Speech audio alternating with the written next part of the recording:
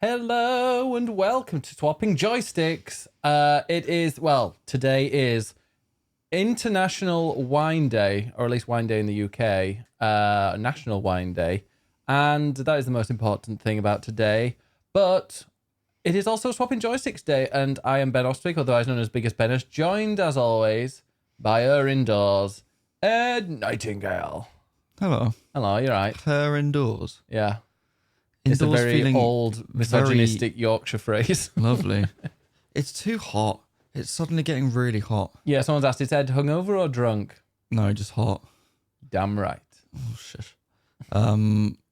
He's in a great mood today. Yeah, I've been tired and grumpy today, which is fine. But it just suddenly feels hot. I've had to get my shorts out and get the towel out on the chair because otherwise I stick to it. Yeah.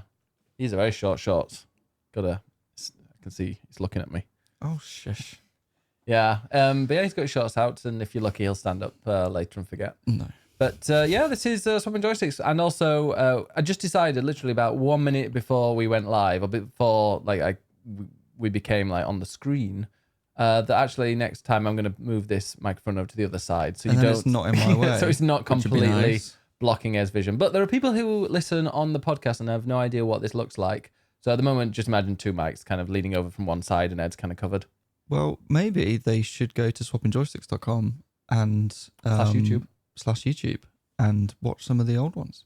Yeah, but also go and listen to us on podcast players because that is always great. Yeah, wherever you like.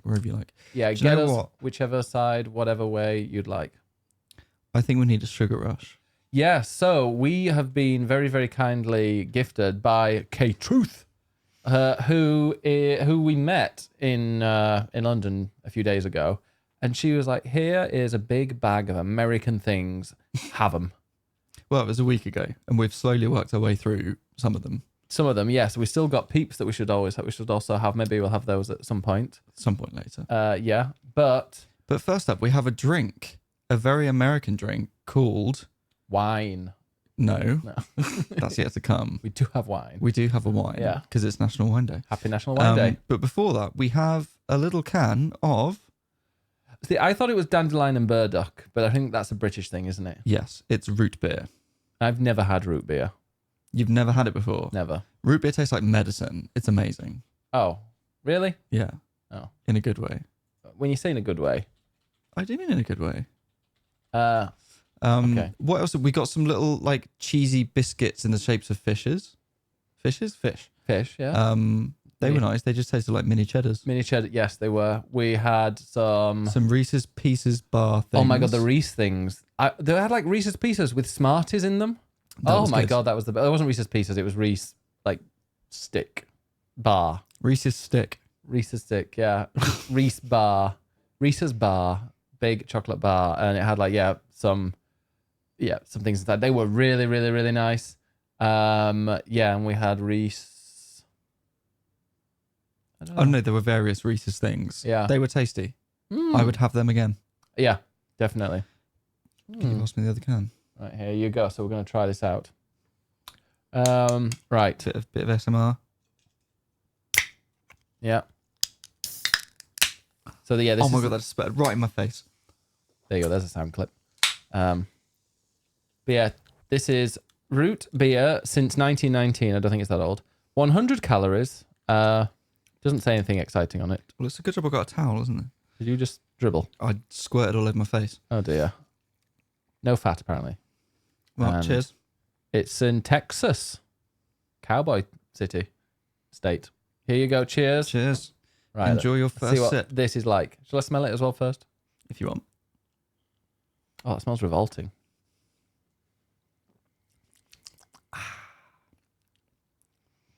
It smells like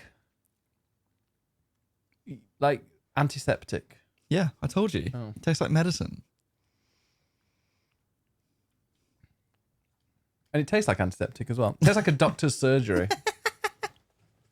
I like it. Yeah, it's not offensive. Yeah. It is weird. Yeah. Literally tastes like a doctor's surgery. Oh. And now I'm going to go into a doctor. Next time I go into a doctor's, I'm going to be like, oh, smells like root beer in here. Yeah. Why? What is root beer? Why is it not, when it's not beer? I actually don't know. What I is- was looking at the ingredients earlier. Corn syrup? It's literally just carbonated water, high fructose corn syrup, caramel color, sodium benzoate, which is some sort of preservative, natural and artificial flavors. There's nothing natural about this. No, that's about it. Yeah. Money says, how do you know what a doctor's surgery tastes like? I mean, it tastes like a doctor's surgery smells like.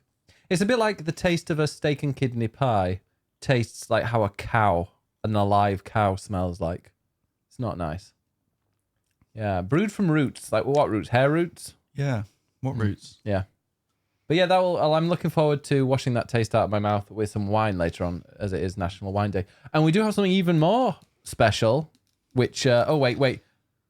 I know you're going to be able to see what it is, unfortunately, on here, but everybody else at home can have a little guess at what this is. It's an electric bottle opener, or wine bottle opener. Ben is becoming bougie in his It costs old less than age. £20. I thought that was You're a too bargain. posh to twist and pull. Yeah, no, I don't. No, because... Oh, no, it's too much effort. Yeah, too posh to pull. Yeah. Under £20. I thought, I've seen these before. I've had them before, and I always thought they were like about £60, £70 because they work really well. I hope this one does. But I think that's electric can openers. Well, we don't eat anything from a can. I figured it was A&W root beer before I saw the can. Or from the taste. What is A&W? What does A&W stand for? Are they two people? A arse and wedgie. I don't know. Like Biggest and Wedge. Biggest and Wedge. Biggest and Wedge. Biggest and wedge. I would love to be... No, I wouldn't like to be with Wedge. With Biggs. In Final Fantasy 7. Anal and wank. Yeah? Both of those. But yeah, so that is that was the bottle opener and root beer. Welcome to this gaming podcast. We're going to be talking about games because lots of game stuff's But happened. also send us food because we like to taste it. Yeah, we'll try out. And also from K-Truth, who sent this Los Angeles Cabernet Sauvignon from Paso Robles. We'll be trying that probably halfway through. With your electric bottle opener. Yeah, I'll do that halfway through. I'll do that before the news. A drink bang. A drink bang, not a muck bang. Just any kind of bang, to be honest. Yeah, God. It'd be nice for once. Yeah. But let us go into... Should we go into what games we've been playing? Or let's say, what have you been up to this week? What have you done anything exciting? Oh, I know what we've done. What have we done? Oh, well, I have. I've ordered something that's coming tomorrow. Oh, show off a bit more then. Well, not if you think it's just showing off. But we've got an OLED TV coming tomorrow. Oh, to replace this horrible like one with like weird white lines on it and kind of turns itself off every now and again. There isn't... Okay, can I just say there's nothing wrong with my very nice Sony TV. Does it or does it not have little white lines across the screen when you play on PlayStation? That is a problem with the PlayStation, I think, not the TV. And does it Or maybe the sometimes go... HDMI. So does it sometimes go "Wee," and then turn itself off? That's a weird YouTube thing. Okay, so it's YouTube's fault for that one. Honestly, you've got a Sony, and I've had Sony TVs in the past, and I've had Sony laptops in the past. No, they're not good. I have never not had a Sony TV my entire life. Every single TV I've had, even my parents' TV, has always been a Sony. And now you've gone LG. and bought us an LG. It's the for those who don't know, it's the LG C2. And I cannot believe, so I was looking at because there's the C3 that came out in March, but you can only get it on the LG. People wonder why I'm a Sony shill. Yeah, I know. Yeah. Yeah, I've read the comments of Eurogamer. But like there's the C2 and C3. C3 is the one that's just come out. And I had a look and they were like, yeah, it's a little bit of an upgrade. It's not a massive upgrade. There's a couple of... Some of the features were like to do with sound, but we've already got like a really nice system that you've got. You've had for ages that work, so you don't really need that. And I'm like, the C2 is... Apparently, 7 says C2 is the OLED that is recommended for gamers. Yeah, that is one thing. That's why we got it. There's a subreddit just for OLED gaming. And I've had... I don't know if it was... I don't think it was a C2 because it was way before then, but I've had OLED LG before, and it's stunning. Like, it's like it did to me kind of what the Switch OLED did for handheld gaming. Like, it made me want to actually watch things and play things because it's just so beautiful. But it's really nice. And the thing is, like the C3 that came out in March, you can only get it from the LG shop, and it was what, £2,100 from there.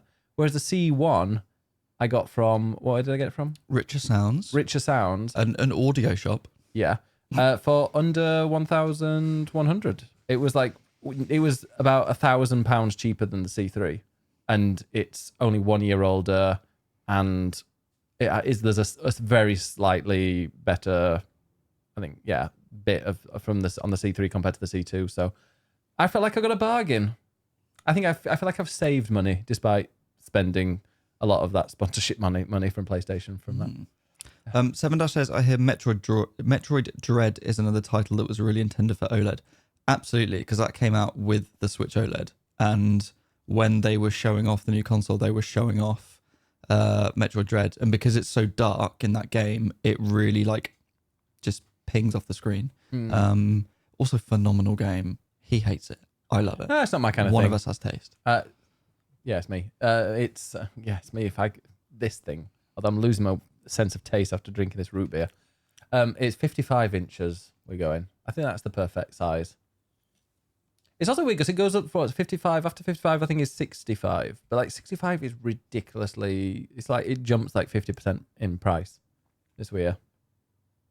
There we go. We have somebody who recognise. Not being recognised on Twitch. Oh my God, Ed is so famous. Somebody has come into the chat and said that they swear that Ed went to uni with my sister Helen. Did you go to university with somebody called Helen? Maybe. Oh. Mr. Wibble says 55 inches is pretty small. Not in a London-sized flat. In a London-sized flat, you get quite close to that TV. But yeah, no, honestly, the HDR on OLED is 10 times better than what I've seen in others. I used to have a fake. I used to have a TV, and I think it was at LG, but they used to have HDR, but it wasn't. It was weird. It just dimmed in certain areas, so it turned the light off behind it in certain areas, but there was no overlap. It was a really weird and annoying, and just did not work at all. I just turned it off all the time. But yeah, if you play a game like Ghost of Tsushima, for example. Playing that on an OLED with full HDR turned on is stunning. Well, I mean, I guess this is where you're following on here.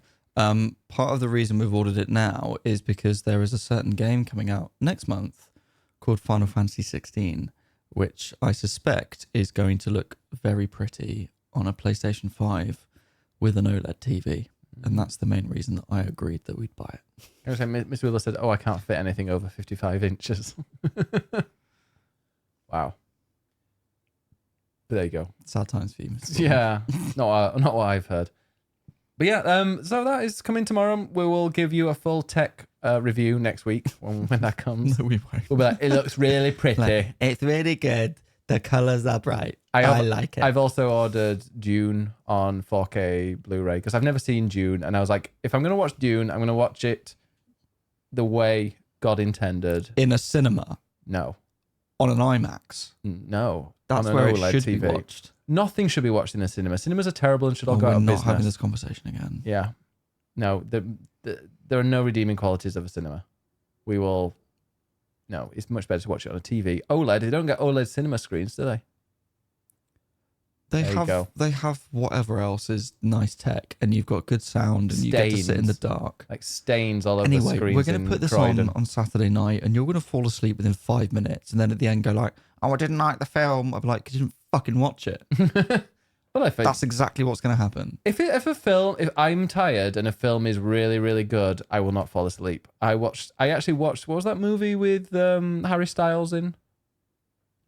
The war one. The war 1940, whatever it was. Yeah, that one I watched. Or was it Dunkirk? Dunkirk. So yeah, Dunkirk I put on to fall asleep to because I was like, this is the perfect film to watch and fall asleep to it. And it was about 11:30 at night. I was on the sofa because I didn't go to bed at that point with that person. And so I put that on to fall asleep. And I stayed up to 2 a.m. watching that. It was brilliant. So yeah, and that was on an OLED TV. Do you know what? That film, it was brilliant. It was absolutely fantastic. It was absolutely fantastic. Yeah. I love a good war film. I do quite like a war film. Yeah. Give me a good war. I like a good war film though. Yeah, one that's really, and it's got beautiful music and just atmosphere. That's what I want. I just want music and atmosphere in a good film. See, Westman said, we have a cinema here in Malmö where kids are banned. They serve food, snacks and drinks to have during the movie, and they have awesome Dolby Atmos. Oh, I think there's one of those in London as well, I think. Yeah, but like they serve food, snacks, and no. Well, that's the thing. What I don't want is someone like chewing next to me, but what I do want is children banned. Absolutely. Cinemas or... Well, in general. But in cinemas, yeah. I mean, just go and see an 18, I guess. But yeah. Yeah, but then you get like the 19-year-olds and they're the worst when they're just there to like finger each other in the back row. And you're like, I'm trying to watch the film. Can you not? Wow. Okay. That's the worst thing about cinema. Yeah. Lovely. Yeah. I'm into this, says Jinx, I bet. Which bit of that? Yeah. Well. Okay. So, yeah, that's that plan. I don't think there's, like I said, just give me the 4K screen, put some headphones on if it's just me alone, and turn all the lights off and immerse yourself that way. That is 100% a better way to watch it. Also, like June cost me under £15 for the 4K Blu-ray, so I get to keep it afterwards. You don't get to keep anything after going to the cinema apart from whatever you've sat in. The memories, Ben. No, I have only bad memories of the cinema. Wow. Anyway. Well, the other thing we can do with the TV is play Final Fantasy 16. That's true. Carry on says not all teens are bad. When I went to see Force Awakens, the ones behind us were funny with the comments they made. Don't you dare make comments at me in a cinema. If somebody opens their mouth, unless it's to put popcorn in it, get out. We Do watched, not speak to me. Interesting, Karen. I watched. It was the Force Awakens in a cinema in Barcelona, and it was at midnight. I watched I think I went to all three at midnight. But yeah, I went to see it at midnight, and it was absolutely packed. And there were two, like 3 or 4 German kind of bros that had been out drinking most of the night behind us, and they were just making comments and talking and stuff. It was so annoying, but people were telling them to shut up. I mean, if you watch a film with me at home, especially if it's a film that I know, I will sit and recite all the lines, and you especially can just deal with it. But if we're in the cinema, it is silent. I mean, I do not wish for commentary. I've paid for a ticket. I want to see the film. I don't want to listen to some stuck up their own arse intellectual. That's my job when I'm at home. I don't want someone else doing that in the. No, you're the worst. You're the worst when you're making comments and stuff and you're reciting it. And usually if you really like a film, I think you do the same to me, is like you will deliberately go out of your way to dislike it. If I like a film? No, if I like a film, you'll go out of your way to dislike it and vice versa. No. What was the thing that you said? I don't base my opinion on your likes. Fine, well, I'm going to make you watch Kes. I've already seen Kes. I watched that at school. Oh, it's a classic.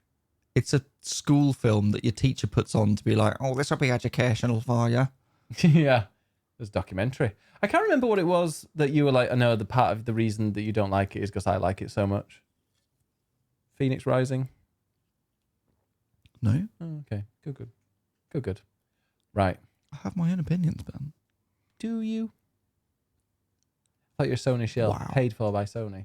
Of course, I am a Sony shill. I love Sony. We'll be talking about that very, very soon. But first, let's go into the games that we've been playing. Now, Ed is now able to talk about Final Fantasy 16. He has played the whole thing, and he's going to be talking about the ending. No. Oh. Well, it technically wasn't this week. It was like a month ago. There was a press preview, and it was in the Tower of London in London. Really? Yeah, which was a very fitting setting. Mm-hmm. And it was a room, sort of medieval style room, then with loads of screens and PlayStations in. And Yoshida. Yeah, so you met Yoshi P. I did. And what did he say? Ella. Kes. I did not see any ghosts in the tower. But yeah, so So I got to play that, which was nice. And then the preview went up on Monday, so you can go to Eurogamer.net and you can read that. I also got to speak with Ben Starr and Susanna Fielding, who are the voice actors of Clive and Jill. So there is also a little interview with them on Eurogamer.net, which you can go and read. So Ben is the voice of Clive, the main protagonist. Yes. Of the protagonist. Be great if he could come on the podcast, wouldn't it? That would be really nice. Yeah. He does really love this role. He is a lovely guy and is super, super nerd about Final Fantasy. So he was incredibly excited to be part of this game.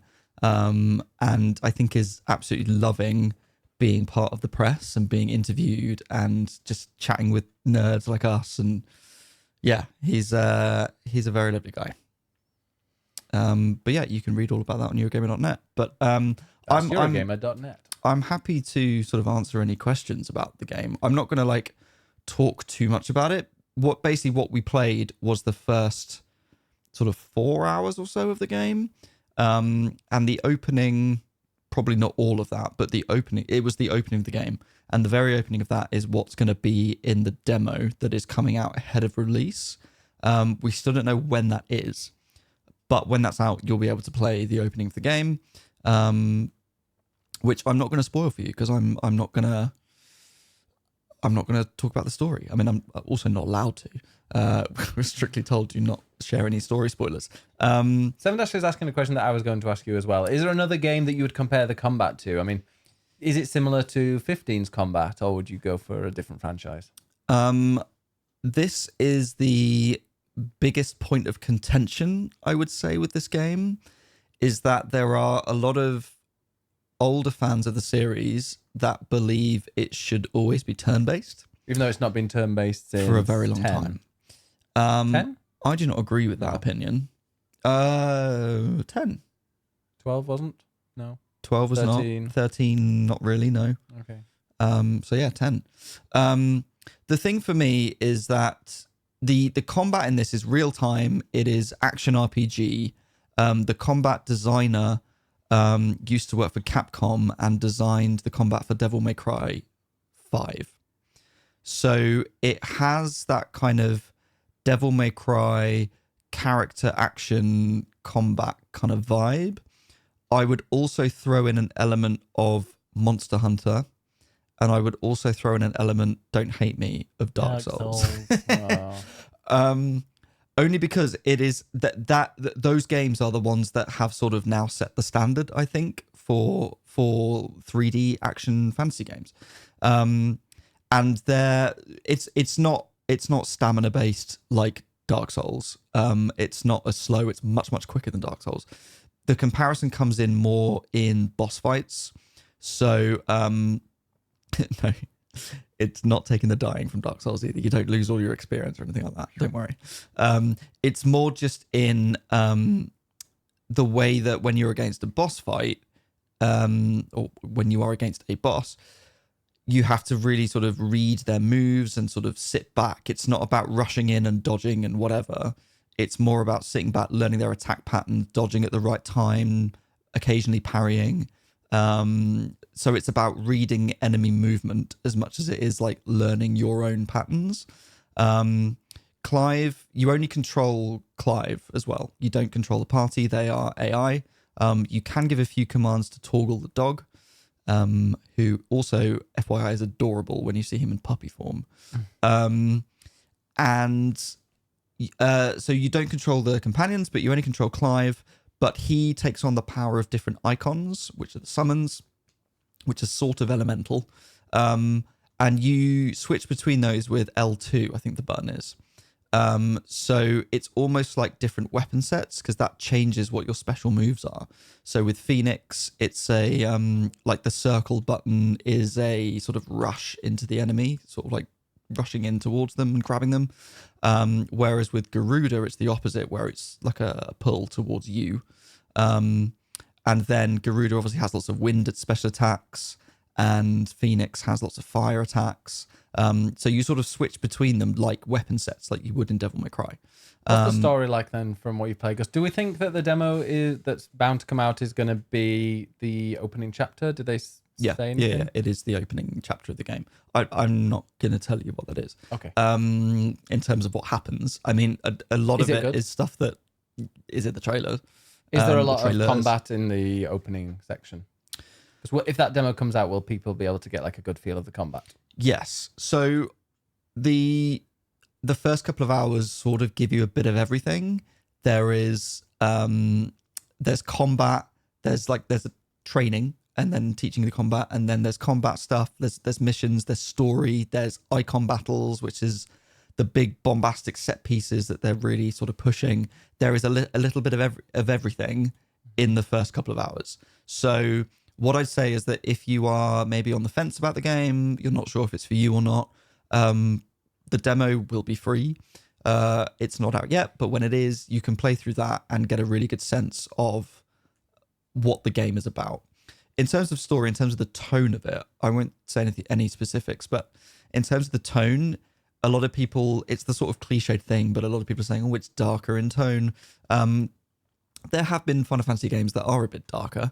I'd say the likes of Final Fantasy 12, or I haven't played it, but I hear Final Fantasy Tactics, are a bit more about sort of political intrigue and less about fantasy magic and creatures. And there is still that in it. It's still got crystals. It's got all the sort of Final Fantasy things you'd expect. It's got Moogles. It's got Chocobo. It's got all those things. But it does have a very grim medieval fantasy kind of vibe to it. When I spoke to Yoshida, I asked about that, and he did say that it was basically required that all the development team watched Game of Thrones, because that really inspired them. They wanted to do something that was Western in style, and they could see the popularity of Game of Thrones. So there is a lot of that in it. I mean, to me, Clive and Torgal are very Jon Snow and Ghost. There is a character that you meet later on who is basically Hodor,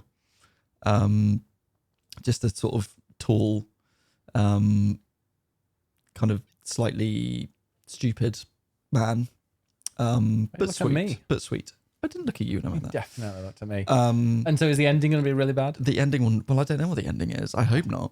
Nearly got it out of him. There's then. also, I don't know the ending. There's also a lot of Lord of the Rings in it. There is a Aragorn. shot. There is a specific shot that is almost identical to, like, you know, that shot in. I think technically it's in Two Towers at the beginning, where it's Gandalf and the Balrog battling each other, and there's that one shot where it's all up close, and then it suddenly goes out to like a distance shot, and you see them like falling through the darkness into a cavern while they're battling each other. There is an almost identical shot to that in this. And even in the trailer that was shown yesterday, there's a bit of like Clive pushing open double doors, which it looks just like Aragorn when in slow motion he's like pushing the doors open, looking all sexy. There's a bit of that in 16 as well. So there is a lot of Game of Thrones. There's a lot of Lord of the Rings. It's very much that dark Western medieval fantasy kind of vibe.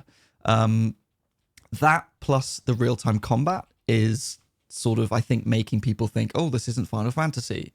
And the link Moni's put in chat to my preview, that was kind of the main focus really of my preview. You know, I literally asked, so I spoke to Yoshida, I spoke to Koji Fox, who is the localization director, and Minagawa, who is the art director.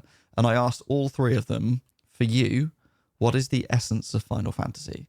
And all three of them had a completely different answer, which isn't surprising because to me, every single Final Fantasy game is distinct. It has its own story. A lot of them have their own battle system. This series has experimented a lot over the years and tried different things, different settings, different combat systems. To me, this is no different. As much as it is different to the rest of the series, they're all individual. You know, this is just experimenting with a medieval setting, and it's experimenting with real-time action combat. in a way that other games have experimented elsewhere. So to me, they're all very different. And the fact that all three of them had very different views on what is the essence of Final Fantasy just speaks to how everyone has their own view on this series. So and what is it for you? What is it for me? Yeah. I think for me, it is that idea of experimentation. Every game is different. Every game explores different like visual styles or settings or combat. But there's always a sort of core to the game that just has a Final Fantasy feel to it. And I think part of that comes through recurring names, recurring things like Chocobo and Moogle. There's always a sort of core of Final Fantasy that's there. And I think a lot of it as well is about characters. It's a fantasy game, but it's always about the characters in your party and the story that you follow. So no matter what the setting, whatever the combat is, it's always down to who are those characters. And as much as you only play as Clive here, he does have a number of different party members that join you that are there regularly. Admittedly, one of them is a dog. But it does still have that character at the core. It does still have all those Final Fantasy tropes, but they're experimenting with different things, which I think they hope, and I think it will, broaden the audience of Final Fantasy. This isn't just, a sort of nerdy turn-based RPG for RPG nerds, of which I love that. But this is very much, this is it might as well be a first-party Sony studio game, to be honest. It's a PlayStation exclusive. It's just a really solid fantasy action game. It's weird when you see some of the stuff that Square Enix pump out and the quality is kind of meh. And then they do this and you're like, wow, okay, so you can produce really stunning blockbuster AAA games, but you can also produce kind of weird, Splatoony, cloudy knockoffs. Well, we'll get to that. Yeah. I mean, it depends where their money is. And they know that Final Fantasy is the core of what people expect from Square Enix. Yeah. So if they, and let's be honest, the last couple have been a bit crap. I actually really liked 13, but it was heavily criticized at the time for being too linear and for having a story that just didn't make any sense. I still really like it, but I feel like I am in the minority there. 14 was different because it was online, so we sort of discount that a little bit. That was terrible when that came out. I mean, that was also awful when it came out. And then 15 was just a mess. 15 just didn't have a complete story. And yet I feel like through through the criticisms of 13, 14 and 15 and what happened with those games, what went wrong, I feel like they have learned from those mistakes. And so now what we have is a game that is incredibly well put together, that they are very confident in, that has a complete story, that is very story focused, but really well told. Even like those opening hours that I played, never once did I feel confused as to like, oh, I don't understand who this character is, or where are we, or what's going on. Like yes, there's lots of characters and there's lots going on, but it's very comprehensively told. There's also a new system called the Active Time Law system, which essentially is a button you press. And it's essentially like the X-ray that you get on Amazon Prime. So when you're watching something on Amazon and it comes up at the bottom with like, who are the characters, who are the actors, it's essentially like that. So whoever you're with at the time, it will come up with a little glossary and you can see, okay, who are these people? Where are we? Where are we? And it will explain who it is. So whether you're a bit confused or whether, maybe it's that thing of when you stop playing a game for a while and then you come back to it like 3 months later and you're like, well, hang on, what was going on? Where am I? You can press a button and sort of read up and remind yourself where you are. I feel like Yoshi P is good at that. Like with Final Fantasy 14, obviously it's quite difficult if you've forgotten and stuff, but he's always wanting to play it. He wanted 14 to be a game where you could just take a bit of a break from it and then go back to it, and it's not like completely, you must be 100% into this for however many hours, constantly every single day. Whereas maybe that's what he's like with this Final Fantasy 16 as well. It's like, if you want to take a break, take a little break, come back, and there's an easy way to get back into it. Because I think a lot of games don't have that kind of easy way to ease you back in. Yeah, exactly. I am very, very, very impressed by it. I am a big fan of the Final Fantasy games, and I really enjoy this. For me, it is Final Fantasy enough. For some people, it's not.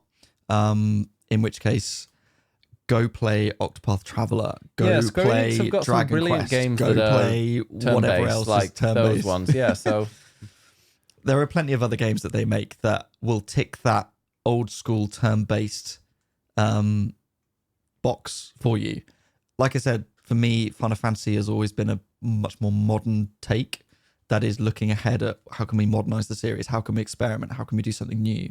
And 16 is doing that. Now, maybe what it's doing is bringing Final Fantasy in line with other action RPGs. So maybe for some people it lacks a bit of the originality, but it still plays really well. It feels great. It looks phenomenal. It sounds phenomenal. The acting's incredible. I mean, I could blabber on and I won't, but too late. Too late. I guess as a point to finish with, when I asked the three guys what was the essence of Final Fantasy, Yoshida's answer I think is the most telling for this game, and that is for him, Final Fantasy is a cinematic experience, and he used the example of Final Fantasy 1 and the sort of cold open you have where you start the game and it's that thing if you go through some story that intrigues you and then it comes up with the name of the game afterwards and you're like, okay, cool, I'm in. We're into Final Fantasy 1. And 16 does the same trick, and it's a very old trick by now. But him saying that for him, Final Fantasy is always cinematic. For me, it always also has been. If you look at, I mean, my favorites are 7, 8, 9, and Mine's 10. in that order. And they all were really well known in the PlayStation era for having those incredibly high quality FMVs. Yeah. And it was always like, whenever you got to an FMV, it was a treat of like, oh, we're getting a story bit and it looks incredible. And wow, look at the incredible graphics. And so it's always had, the series for me has always had that cinematic element. And I think that's something they've really pushed with 16 in terms of having like incredible looking graphics, really good storytelling and voice acting, which isn't just voices, all the acting, great acting. The cutscenes as well, just the cinematography of them, it feels really polished and really, really well done. So, and then it seamlessly moves from cinematic into combat, and then it's like you're playing it. So it feels like you are playing a film. So it does really have that cinematic quality to it, which is impressive if you're after a PS5 exclusive. But yeah, I think that also ticks the box for what is Final Fantasy. Anyway, I've whittled on for far too long, but there we go. All right. Well, what else would be? I mean, Zelda is the other one, but I've barely played it since last time I did. No, I finished. Well, tell us how far you've got, Ben. I have beaten the first boss, the first dungeon. I mean, it's not really a spoiler, but when you go in, it's like, yeah, here are these 4 areas. You go and beat them, and I'm guessing then the story. It doesn't say. It's not like as obvious as the first one, where it goes, you need to kill Ganon, but also there are these 4 things. So that was quite obvious what you had to do there. Whereas this, I think the story is going to evolve a bit more and become something a little bit different. But I'm enjoying it so far. Like the way to get to the dungeon was a lot more entertaining than in the previous game. I think in the previous game you had to do just like one quest, and then they took you to the dungeon. The Divine Beast. The Divine Beast, yeah.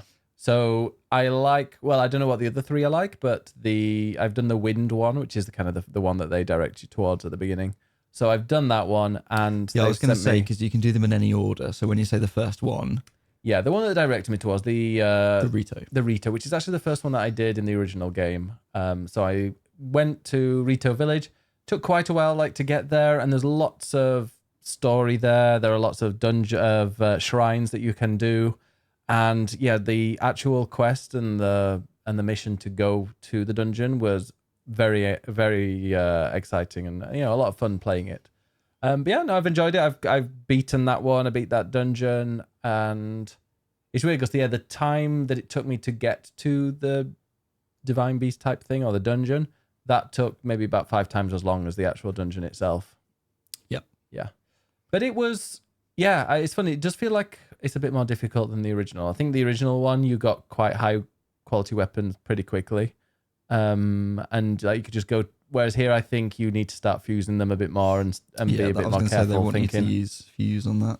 Yeah, but I'm enjoying it. I'm not in love with it, but it's a good game. I think I feel similarly. I mean, we talked about it last week. It's just missing that spark that Breath of the Wild had because it was just so new. Yeah, whereas this is kind of expected. Yeah, I'm going and I've got no real kind of desire to go and pick it up now. Like I'm not going. I do.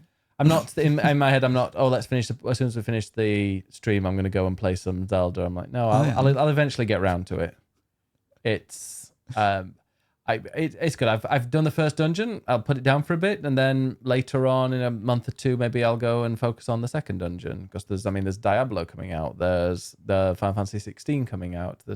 This is something that I'll kind of go back to every now and again, but it's not something that's kind of grabbed me, from start to finish. It'll definitely last because there's a lot of stuff in it. Yeah. I'm a bit further than you. I have done this second, so I did the wind one that you've done, and then I have also done the Goron dungeon as well, which again has more of a build up towards it, which is nice. From the one that you've done, what did you make of the dungeon compared to the Divine Beasts? They felt very similar. It felt very similar. Like the length of time, the size of it, the puzzles, it all felt very similar.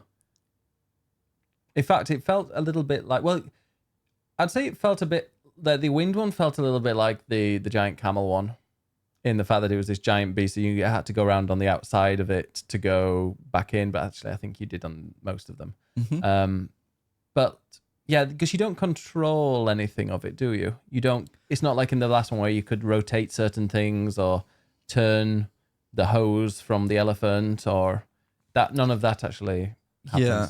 For me, the dungeons in Tears of the Kingdom are kind of somewhere between the classic ones from like Ocarina of Time onwards, mixed with Breath of the Wild's ones. I was disappointed by the dungeons in Breath of the Wild in terms of the 4 divine beasts. Mm-hmm. For me, they were too short, and they weren't distinct enough. We all know I love Ocarina of Time, but you've got the water temple, the fire temple, the shadow temple. They all have their own distinct look and they have a nice distinct idea within it. Whereas all 4 divine beasts for me in Breath of the Wild are quite samey. And yeah, there's something you control, be it the trunk or the angle of the wings or whatever else. But they're all kind of samey and a bit short. And like I said, I've only done 2 of them in Tears of the Kingdom, but they at least visually were different from each other. I enjoyed the different boss. The boss was very, very different to what they were in also a very good point. Breath of the Wild.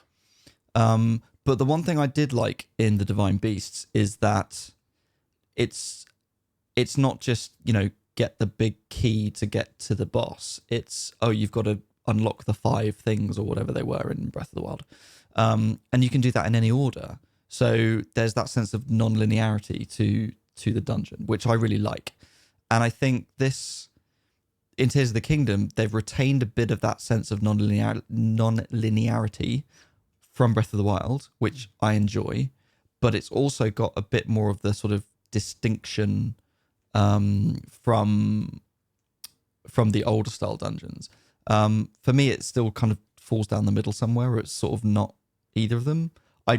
I prefer them to Breath of the Wild, but I still really want like the old style of dungeon. It's still not quite scratching the itch for me of like the perfect Zelda game, which I know exists, but they haven't made it yet. Yeah, I can. Oh, well, no, I think it's perfect for what it wants to be, but I thought I wanted a sequel, and now I'm playing it. I'm like, maybe I don't actually. Maybe I wanted something completely new and completely different. But I'm not going to lie, it is a very good game. I'm just not completely addicted to it. But I'm very rarely addicted to a game. See, I love the overworld in both this and Breath of the Wild, and I love that it's got the layers and all of that kind of stuff. But what I want really is that kind of world, but then the same sense of discovery you get with each dungeon. So I want maybe like 8 dungeons, not 4. And I want them to be more themed, but I also want them to be hidden. So rather than it being very obvious, oh, you should go here and do this quest and then you'll find a temple. I want it to just be like at the start, oh, you need to collect the 8 things, off you go. And then you're just free to go wherever you want. And maybe, yes, maybe one is in a volcano, but maybe to get there, you kind of stumble upon it and you fall into a cave and then suddenly it opens out and there's a big temple and you didn't expect it in there. Or it's that sense of discovery that I really like. Because I remember when Breath of the Wild came out and people were like, oh my God, you should, the previews came out a little bit before it was released and they were talking like, this game is absolutely incredible. It is massive. I remember Dan Reichert talking on the Giant Bombcast. He'd been the only person that played it and was like, this is just incredible. Like, it's an open world. It's really tricky at the start, but like you can just go anywhere. Like the game makes it so that you can just go and do absolutely whatever you want. And that people were just like, had their minds blown about what this was. And then the game came out and it was like, wow, this is changing the landscape of open world RPGs. Whereas, this doesn't do that. No, it's just building on the basis, and that's fine. It's a sequel. It's not, they've not reinvented the wheel. They've just, upgraded it. Yeah. I'm still really enjoying it. Yeah. Oh. As Black Fox Kitsune in the chat says, if the water temple is too easy, it's not a true Zelda. I agree. But I haven't got to the Zora one yet in Tears of the Kingdom, so I can't comment on that. Yeah. Shall we see what the people have been playing? I've also been playing, I've also been playing Marvel Snap. Of course you have. I'm still obsessed, and I'm quite a high rank now. I'm like level 57 or something, or 56. But I keep losing, and it really upsets me. But yeah, Marvel Snap, brilliant game still. I don't think we've played anything else. Nothing we can talk about anyway. Yeah. Mm-hmm. There you go. Be glad you didn't. Kitsune is saying they were around for the first ones. I mean, the black and green screen, I did play Link's Awakening on a Game Boy. So that was my introduction to Zelda. The very first game I ever played was, what was it called? Link to the Past. On the brilliant SNES. Game. Absolutely brilliant game. It was great at throwing pots. Of course you were. Yeah. Seven Dash says, I haven't touched it since it released, unfortunately. Do you mean the Tears of the Kingdom? Yeah. But like I said, there are lots of good games. And I feel that is the good thing about Zelda. We were talking about games that you can just put down and pick up again. I can pick Zelda up and I'll know exactly what I need to. I can see exactly where I've been. I can see where I want to kind of maybe go. I don't really need to. The story is quite simple so far. I think you can put the game down for 6 months and come back and have absolutely no issues. I mean, that's like any Zelda. Yeah, good. Oh, Marvel Snap is what you haven't touched since release. Oh, don't actually, Gus. You will get hooked. Ben's obsessed with it. It is brilliant. I like every single time I go to the toilet, even if it's for a wee, I go and sit down because I can get a game or two of Marvel Snap. That's why you're there for so long. Yeah.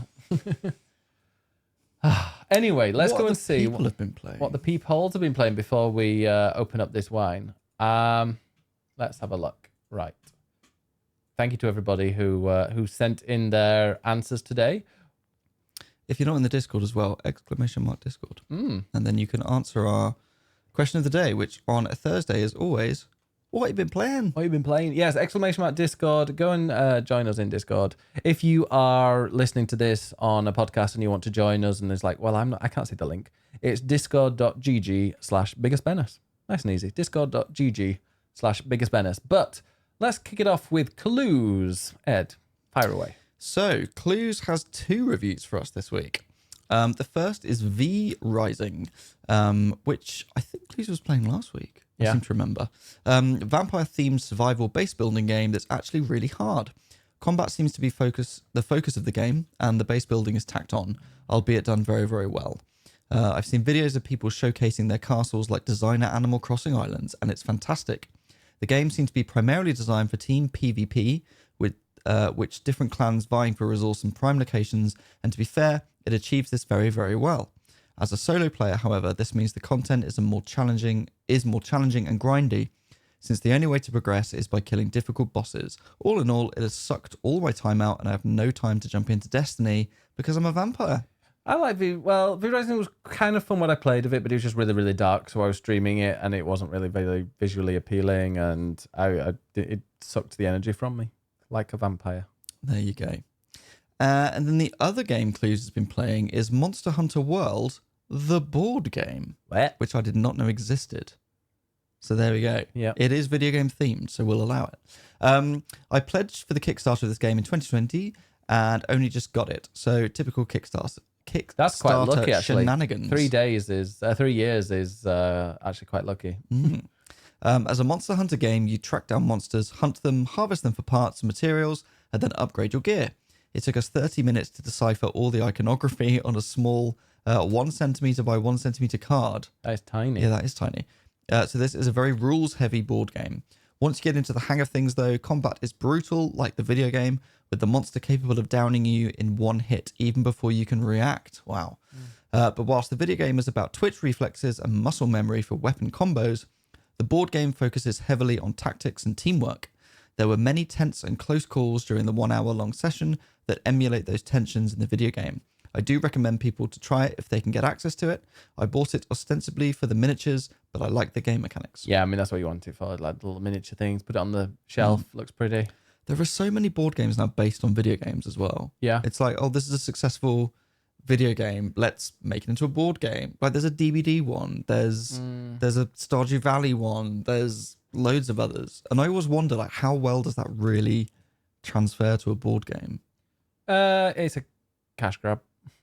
I mean, fair. Yeah. Games Mistress. I hate giving shit reviews, but I have one this week. Ooh. I love the a review. shit The review. review shit. Yeah. Either or. Is this a review of shit, or is it just a shit review? No, I mean like Or like a review she's of a just- shit she's game. just badly reviewed it.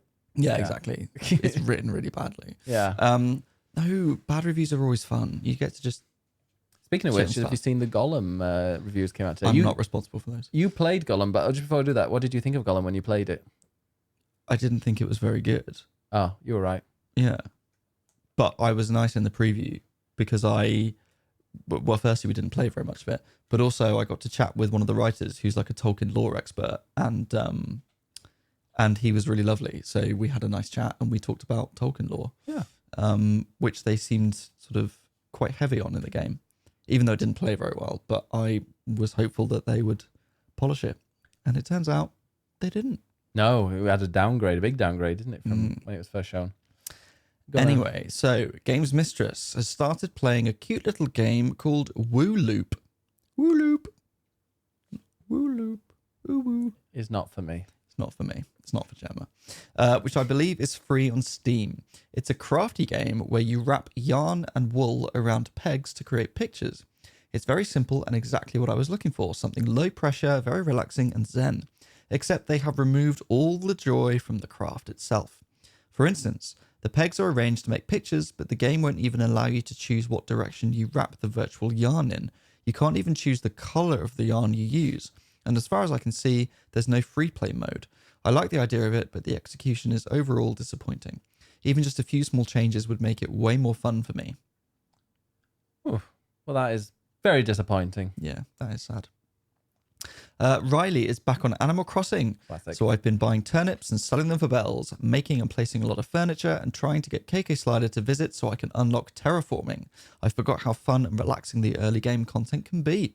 You were saying that, weren't you? At the beginning of Animal Crossing is the best bit. Yeah, I mean, I like all bits of it. I also love going back to my island, even though I've had it since March 2020, and being like, I don't know, there's so much nostalgia with my island now. I would never in a million years restart that one. But it's, yeah, I do like the opening bits, and the start is really kind of fun as you're building it. But then you build the legacy, and then that is, how you play for months and months afterwards. That is also the fun part. Yeah, true. Volusia, your question in chat, that is on my to-do list. Moni is now about 60 hours into Tears of the Kingdom, and I really do have a love-hate relationship with it that I didn't have with Breath of the Wild. This building is ending me at times, she says in caps. And I think the game is sometimes taking the piss too. I get that it's cool to be creative with it, and I like it in the sense that it opened up the ways in which you can solve puzzles. Telling somebody how to solve something is even less valid in Tears of the Kingdom than in Breath of the Wild. But fuck me, it's also a waste of fucking time sometimes. Yeah, can I just say that I agree with that. There was a guy and he was like, "Oh, hold up my Sign. hold up my sign." But it was the weirdest shaped sign. It had like two bits sticking out of it, one on the top, and the bottom of the sign was like a pivot. And the amount of I just glued a million things together, and after honestly, but it was about 45 minutes, it finally stood up, and then I got like crap. I got 20 rupees and a dinner. I'm like, oh, thanks. That was pointless. You need to build better, man. I was building very, very well, but it's also a bit fiddly when you build. Yeah. Moni continues, it's a waste of fucking time sometimes. Without being too spoilery, I spent a good hour the other day on trying to solve a puzzle because they put all of the building stuff right there. So obviously, my first instinct was, okay, I need to build something here to make this work. I started out doing the thing. She did the thing, like Angela Bassett. Then dropped my build into the abyss where Ultra Hand wouldn't reach, so I couldn't pick it back up or get it up any other way. That already annoyed me greatly. Then if that was on stream, that would be content. Right? Yeah. Then built something else with the remaining stuff that was there. And when that also didn't work, I realized that something was hidden that I should have used instead. And that just annoyed me greatly because I would really prefer to decide what time I want to piss away or not. The game is already set out to distract you on every step that you make, so that just felt really unnecessary. That sounds hilarious. And I think Money should come back to streaming and stream some Tears of the Kingdom because that would be so funny. I would love that. Yes, I would like to see that as well. I would watch. I didn't care about spoilers and stuff. I would 100% watch that. Keep scrolling. Money says it wasn't hilarious. I will do once my mouse has come back. Here we go. There we go. Westman says, fishing in my Destiny 2? Why, yes. Destiny 2 was slowly turning into Sea of Thieves with space pirates. Diving for treasure underwater, it's methane, but who cares? And now fishing. And the fishing is surprisingly relaxing and fun. You go to special fishing spots in the EDZ on Earth. What's that? The European Dead Zone or the Earth Dead Zone? I think it's European Dead Zone. Okay. Nessus, yes, you fish in Vex Milk. And on Savathun's Throne World. It's fairly easy where you line up, press E and wait for a nibble. If you time perfectly, you get a perfect catch, which helps filling up a meter, which makes finding rare fish easier. The meter fills up faster if you fish with friends. There's common, rare, legendary, and exotic fish, which you then can dunk, guardian, slam dunk everything, into an aquarium up on the HELM. Helm. Well, it's spelled HELM. Yeah, so is Helm. Yeah. Rest of the season looks fun too. Are you going to give fishing a go? No. Why not? I'm burnt out from Destiny. Aww. I go and love it for like 4 weeks, 5 weeks. No, maybe like 4. And then no, I'm done for 6 months. I love it, but it's very much a free-to-play game now. And with all these extra bits that they add that you have to buy, I don't know. If the game grabbed me and story-wise, I think I would love it, but it just doesn't. And it's one of those games that Yoshi P doesn't want 14 to be. If you want to get a really high level in Destiny 2 and you want to complete all the content each week, you need to put in hours and hours every day. And I just don't have the time for that. And I feel like it's taking the piss a bit. There we go. And then lastly, Black Fox Kitsune says, I've been playing Ylands, I guess. It's literally spelled Ylands. Elands? Elands. I'm not sure. Which is a strange survival game on Steam. It's kind of like a cross between Valheim and Minecraft with an adventure aspect to it. You have to be careful when playing it because you lose track of time very easily. Oh, well, thank you so much for submitting that, Black Fox. I've heard of the name, actually. By the way, Money in chat says, oh my god, one shrine, in capital letters, I fucking built the slowest fucking thing to get to the shrine over water, and then there was too much draft from the waterfall, and I had to go back and make a stronger thing. I almost threw my controller. There is one bit where I had to go across some water, and I had the wheels, so the wheels, obviously, wheels don't work in water, but you had to affix things to the wheel to kind of paddle over there. But I think I affixed it at slightly wrong, so it was just these giant kind of paddles going around this wheel, and the whole ship was kind of just rocking left and right. And I made it over there, but it wasn't pretty. In short, Moni is not an engineer. No. No, maybe that's not your game, Money. Maybe you should play some Diablo. Or at least wait. Whereas Jinx says, I honestly effing love Tears of the Kingdom. I also really like it. I still prefer Breath of the Wild, but I love Tears of the Kingdom. And someone else in chat has said that they've finished it and it's worth sticking with for the story. And it's honestly the story stuff that I'm most interested in. So I am very much looking forward to playing some more. Excellent. Now, before we go into the news, and we're going to be talking about the PlayStation Showcase, we have some wine because it is Happy Wine Day. It's Right. National Wine Day. Ben just wants to show off his electric corkscrew. No, I don't. I just want some wine. I need it. What happened to the thing that goes on it? The plastic. Oh, there it is. I cannot see. So Right. this So thing, there's a fancy plastic thing. we've got this fancy thing that goes on the top, and you squeeze it, and then turn it a few times like this, and it just comes off like that. Look at that. Like magic. Like magic. And there we go. So there's this. I can't. I've got work early tomorrow. So then you pop this in here, I believe. If this goes wrong. Yeah, it's going to be hilarious. And then all the way down. So this goes like that. And then, look. Look. Look. Look. I'm It looking. is. So the people listening on the podcast, it came out. Perfect. Oh. This looks adult, says C-Dub. and well, thank you very much to K Truth. Jinx says, I feel dirty. Does it look odd? Something out of Austin Powers. Oh, not with the sharp Corkscrew, cock. also a penis pump. Do not put that anywhere near your love Oh, length. that'll do. Okay. Right, let me. It is a school night. Yeah. Well, it's not. It's You're the one nice. getting up early tomorrow. I can Yeah. actually lie in because I'm working from home. It'll be nice to actually work from home and not have you waking up with your awful radio. I do love the radio. I do actually love radio How dare. because we listen to Radio 2, Zoe Ball, but the person that stands Yeah, in I for just- Zoe Ball, I don't really like yeah, him. there's some guy at the moment who's really annoying. Yeah. But I do like a Thursday morning where they do the pub quiz and it's like 5 out of 5, really easy. And they're like, oh, I think I'm going to get 1. It's really hard. And they answer really daft answers to them sometimes. Anyway, happy National Wine Day. Happy Thursday. Cheers, everyone. Channeling your Gary. You didn't finish the root beer, did you? Yeah. Oh, you did? Yeah, I need to wash it out. Did of my you mouth. like it? That's why I'm drinking this. No, it was awful. I like root beer. No, it's awful. That though. What can you taste? Not a fan? It's all right. Wow. Poor K Truth. What kind of things can you taste?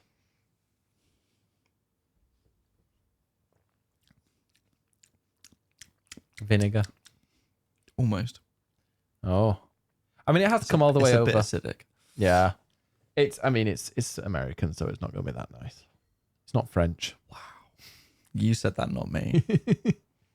But it was shaped by the passion, imagination, and life experience of Georges and Daniel Dao.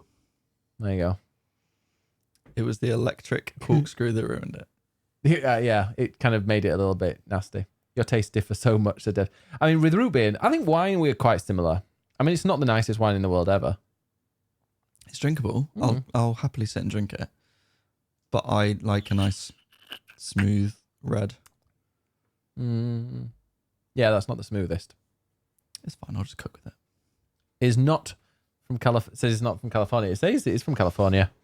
It is from the Paso Robles, California. Government warning. According to the Surgeon General, women should not drink alcoholic beverages during pregnancy because of the risk of birth defects. Consumption of alcoholic beverages impairs your ability to drive a car or operate machinery and may cause health problems. No shit. Yeah, driving into a tree is a health problem. Yeah. Right. Well, let's move on to the headlines, shall we? Of which there are basically none. There were a couple. Well, there were a couple of Final Fantasy things, but we've kind of already talked about Final Fantasy, so Yeah, we don't need to talk about that Whatever. anymore. all it was is just that they are not going to be bringing out DLC, and that's because they, for once, have actually written a complete story. So that's nice. Yeah. We'll go through all of them, but just very, very briefly for some of them. We'll just talk through what happened. We can go through. So this was the PlayStation Showcase. It was last night. It was the first one in a long time. This was Sony's chance to basically show off what is going to be happening over the next year. It's kind of to use a sports metaphor, an open goal, because Microsoft have flopped with Redfall and just don't really have a lot coming out at the moment. So this was a chance for, well, there's Starfield, but that's going to be a buggy mess. And then there's Forza. Such a Sony shell. No, it's a Bethesda game. Come on. It will be great, but it will be buggy. And then there's Forza, which I couldn't give a shit about, but you will enjoy. I will enjoy Forza. That's usually the one that's like the opposite of a buggy mess. When that comes out, it's always like, wow, this game is immaculate. So there you go. I'm looking forward to that. So yeah, this was a chance for Sony to be like, well, do you know what? We've got all these amazing exclusives and it's going to be incredible. And then they had a really shit showcase.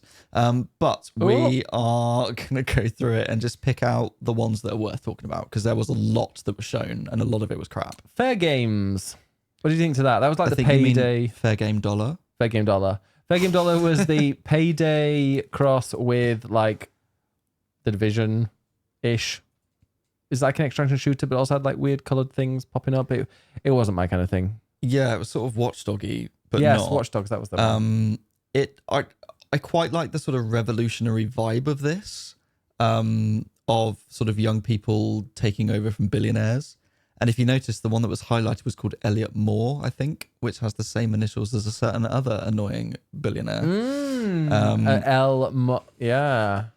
L Moore. If you like that kind of in your face kind of middle finger to those kind of people, you need to play Watch Dogs 2. You need to play Watch Dogs 2 anyway. I haven't, and I'd quite like to for that reason. Really, really good. And it's very, very on the nose who they're kind of taking the piss out of.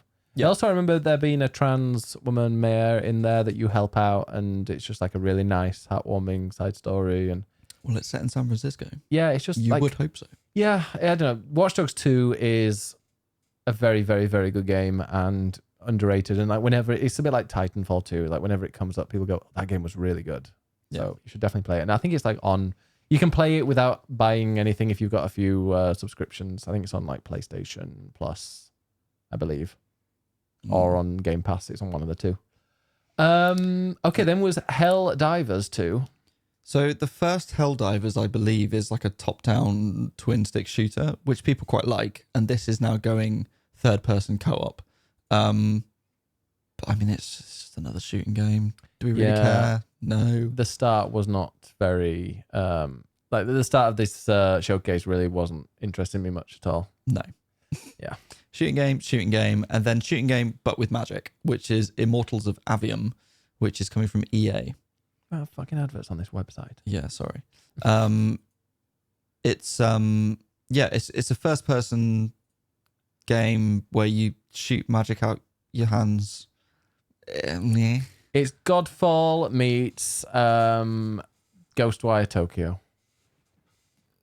With Destiny. Yeah, maybe. So not really interested in that. Oh. Then there was Ghost Runner 2. Now I've played Ghost Runner 1. Have you? I did. Do you know what? I reviewed that for The Guardian. What? You wrote for The Guardian? Yep. I didn't know that. You're welcome. How many stars did you give it? I gave it a 3 out of 5. Yes. Yeah. So Ghost Runner is like a first person cyberpunk ninja thing where it's like you kill the enemies in one hit, but they kill you in one hit. And so a bit like Celeste, where it's like snaps you back immediately to the respawn point. It's sort of puzzly of like these little rooms that you've got to go through, and you've got to kill everyone in the room, but without them killing you first. Yeah.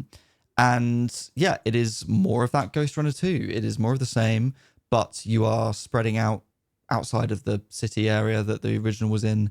You also get to ride a motorbike because it's a cyberpunk game. So of course there is a fucking motorbike.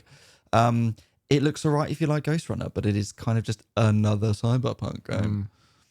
Then there was, now this is interesting, Phantom Blade Zero, which is a steampunk? No. They had steampunk images. So they are calling it Kung Fu Punk. I believe... Kung Fu Funk. No. Kung Fu Punk. Oh, that's what I said. No. I think it might be a Chinese developer. It has wuxia influences Kung Fu Punk or and something kung like fu.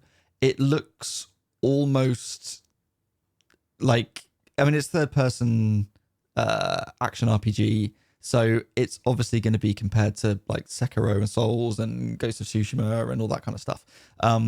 But with that Chinese wuxia kung fu kind of vibe to it, the combos and the animation of the combat, I think looks really, really that. cool. You learned how to pronounce it now. Yes. Because what did you call it before? Wuxia. Wuxia. And then Liverwork was like, it pronounced it wuxia. And I was like, oh, that's how you pronounce it. Okay. Yeah. Okay. Wuxia. That was I was just a horrible Westerner just pronouncing all the letters. Yeah. But it's wuxia. Wuxia. Kung But Fu yeah, Funk. I That think is- that looks really, really cool. And was probably the biggest surprise because it's a brand new developer, brand new game that no one knew about. So for that, you're like, okay, this sounds cool. So I just hope- Phantom Blade Zero, it's called. I just hope that it is approachable. Because, for example, like the Wolong game that they brought out, is like that looked kind of cool. It had like really interesting combat, but there's no way I was going to spend hours and hours on like the first boss. I didn't even try it because I just heard so many horrible things about that. Make it approachable I because did the it. combat looks fun. Yeah, but you I did spend hours against you it. did spend hours. You did scream. You did shout. You like play And video I games. let it all out. And you play video games for a living. I mean, we can't compare things to you. That is a I compliment. write about them for a living. I don't play them Yeah, for but a you also- living. you There's played them all definitely your- a difference You there. are a very good gamer. So, like, just because you can do No. something doesn't mean other people can't. Absolutely Moni not. can't even like build a freaking platform in Zelda without it falling into the abyss. You are good at games. Anyway. That's true, yeah. But Ben, you also play them for a living. You stream them content. You should see me playing them, Black Fox. I do not play games well, especially on stream. It's weird because I played Elden Ring at one point last year, and I think I was facing off against Renala, and I spent hours and hours on stream and just failed every single time. Then the first time I tried after stream, beat her. I was so annoyed, but also really, really happy. So next up, there was Sword of the Sea. So this is the next game from the developers of Abzu, or the artists, I think it is at least, of Abzu, of The Pathless, which I played on stream, which was great. Journey. It definitely has that kind of vibe. It is essentially hoverboarding. So you're going over sands, a bit like in Oh, Journey. I thought it was just a bit glitchy. No. It's, if you can see in the image there, it's a hoverboard, but there was also a bit with a half pipe. So you're like flipping around like a half pipe. So it's almost like hoverboarding, skateboarding vibes, but with that Abzu Journey color palette, which looks stunning. And I'm very excited to see what that developer does next. But there is no release date, so God knows when that's actually coming out. No. But it looks nice. Yeah.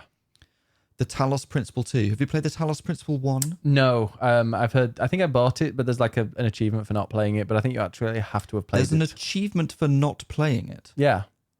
Isn't the one where you have to not play it for like 8 years and then you get an achievement for it?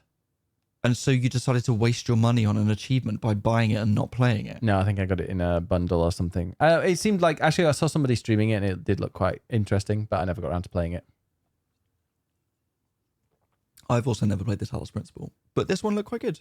First person Sure. puzzle game, fantasy, looks quite nice. Good for people. And then the developer of Gris really announced their next song called Never, and it's Devolver Digital as well. Never. And I mean, straight away there was like a trailer they showed. There was a dead animal and someone sad, and then a little puppy. I was like, okay, it's one of those games. They're gonna be like, yeah, give us some. Do you want some emotion? Here's a dead dog. Yeah. A You want some very emotion? big dog. Yeah. But it looks beautiful. There wasn't really any gameplay in it. It's just an animated trailer. But I love the visual style, kind of hand drawn, really beautiful. I hate games that use dead animals to try and evoke emotions. Games and films. Like I Is stopped it watching. cheap for you? It's really, really cheap because it's like it's just the cheapest way to get people upset and like emotional is to have dead animals, like innocent animals. That's the reason why I stopped watching Chernobyl, which is like the 6-part series or whatever. They had a whole episode where it was just somebody going around shooting dogs.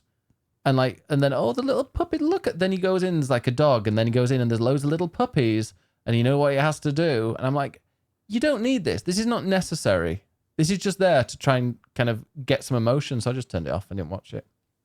Seven Dash says there is a website. I think it's called Does the Dog Die or something like that, and it tells you about that. But also, I think that's actually expanded now To partly to include games as well as films. But I think it's also essentially content warnings, yeah, like alcohol. so it's not just dog dying. It's like, is there drug abuse? Is there suicide? Is there whatever else? So it's essentially, if you want the content warning on something, it will give you that. Yeah. But it did start as Does the Dog Die? Yeah, that's true. It never wasn't like that, but it was still like, oof, not that. I mean, it had a dead animal in. It was an animal that was really close, and then it died, and then you were sad about it, and then a puppy appeared, and it's like, oh, okay. Well, it's the developers of Gris. It's gonna be about grief and death, and it's gonna make you cry.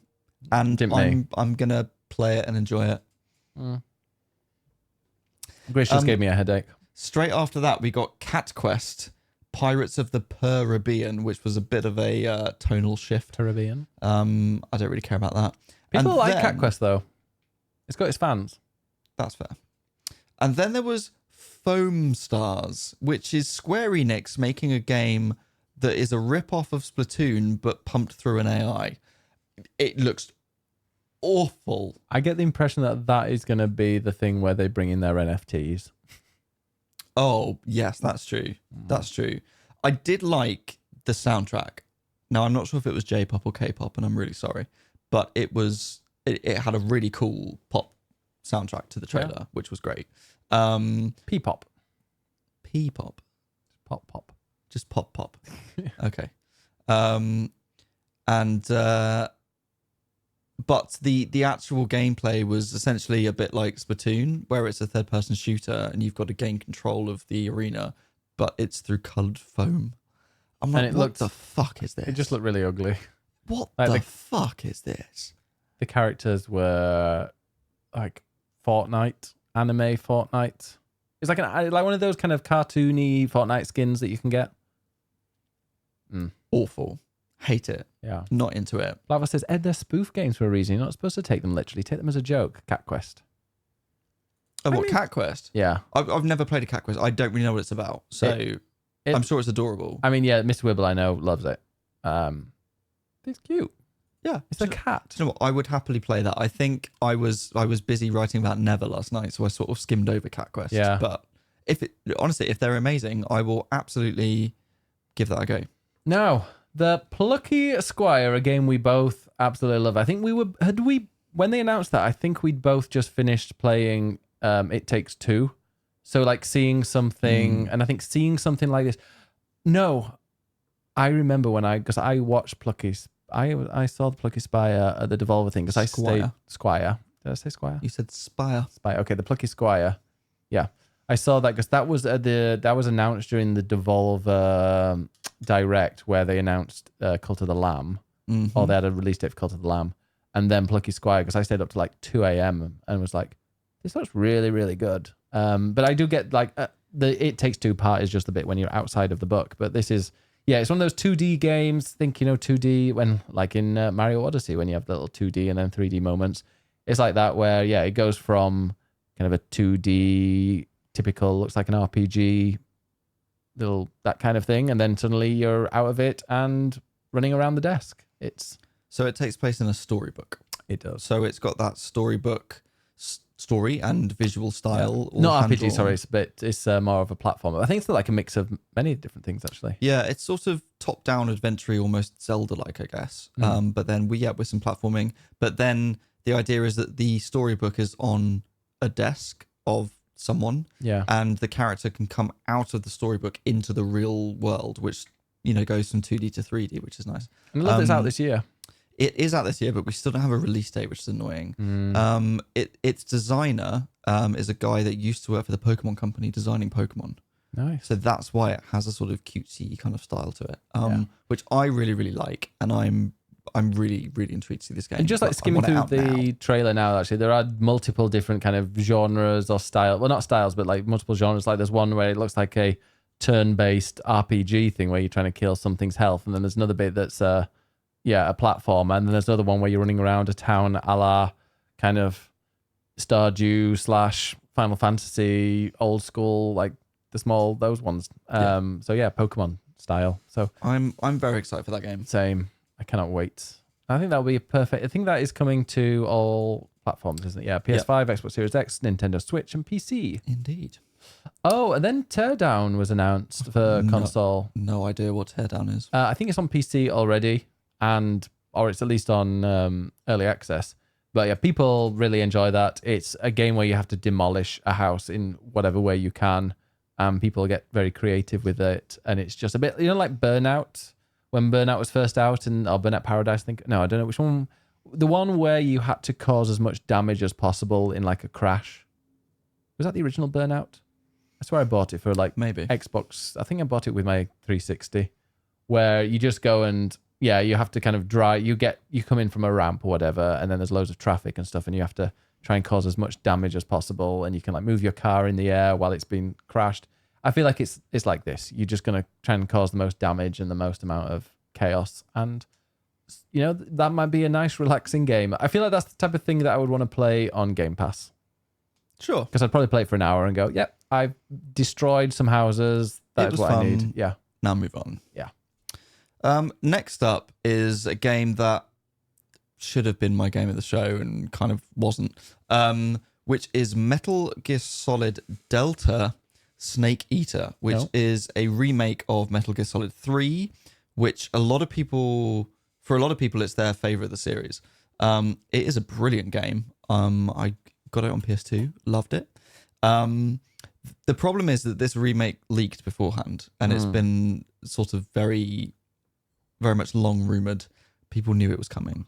So the fact that it appeared in this showcase wasn't really much of a surprise. And then when it did appear, it was just a very quick CG trailer of you having a good pump there? Yeah, I'm just pumping out the air so that the red wine will keep. Lovely. You just keep doing this until it stops. Until you can't do it anymore. You just keep going until you can't do it anymore. It's getting a little bit harder now. More difficult. Yeah.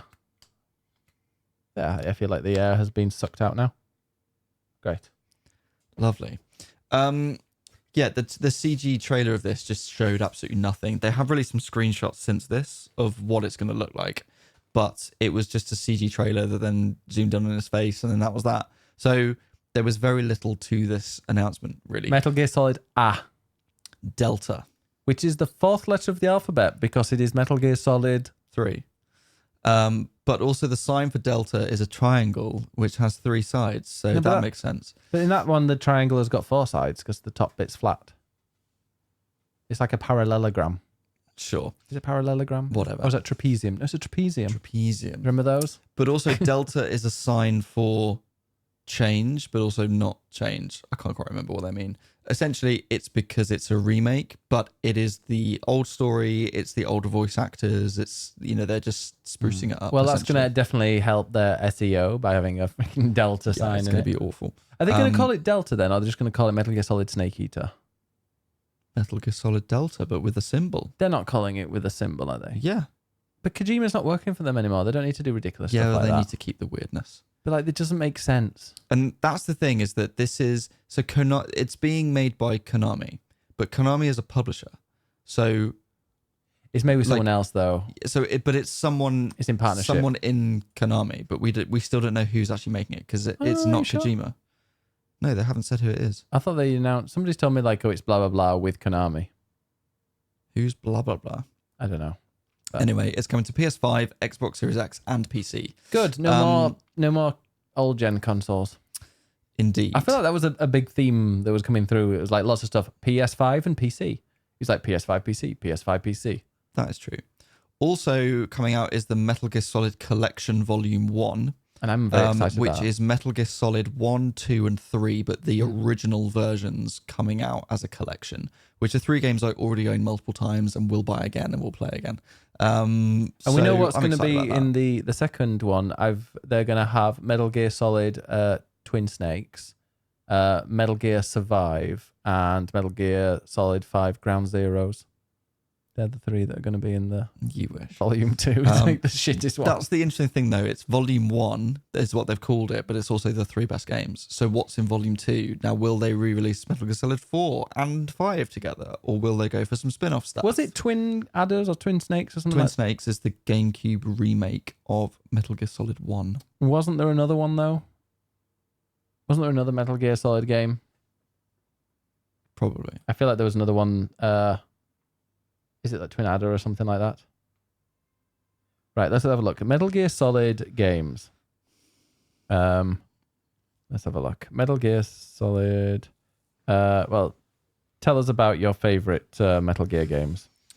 My favorite Metal Gear game is probably Metal Gear Solid 1 because I think it's got the best story and the best characters. But I think Metal Gear Solid 5 does ultimately have the best gameplay in terms of stealth mechanics, and like the Fulton balloon thing is very cool. Yeah. Which was fun. I also really liked 4. A lot of people didn't.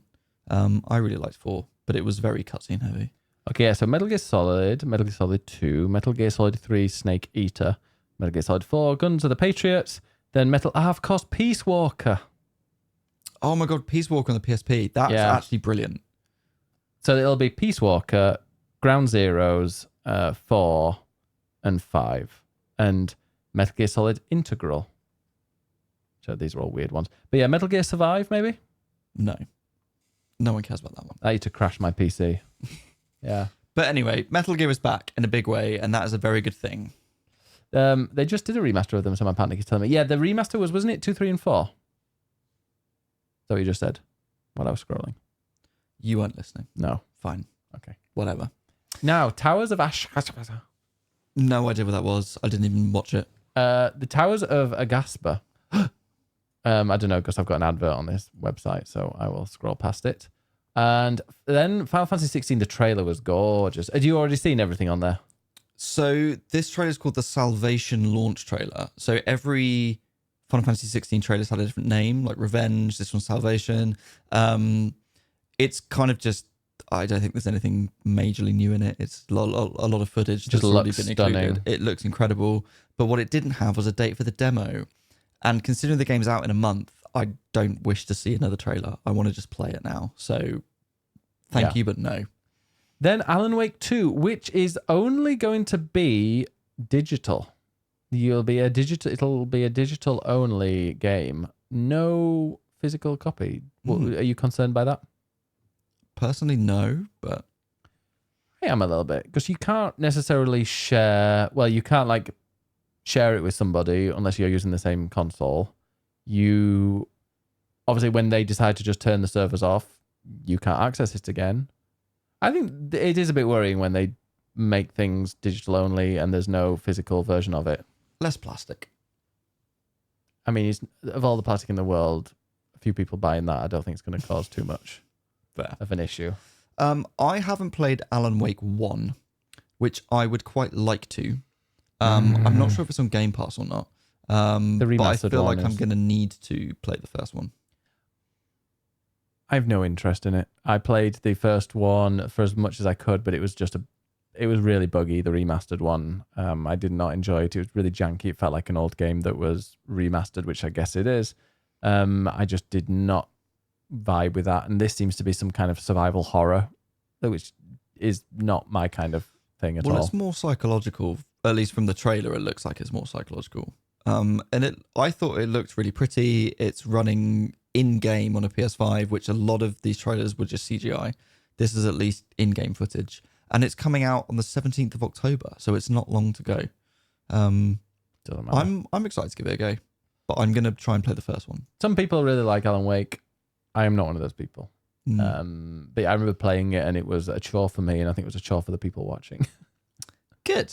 Well, I'll play that on my own time. It's really difficult as well, even on easy. Okay, then it was Assassin's Creed Mirage, and we were watching a little bit of a IGN video on that earlier today. Who? Other websites are available. IGN. Yeah. Do you know what IGN stands for? Something Game Network. No? Well, if you talk about your IGN. In-game name. Oh. Like you'll see IGN sometimes. Like, what's your IGN? Is what's your in-game name? Sure. There you go.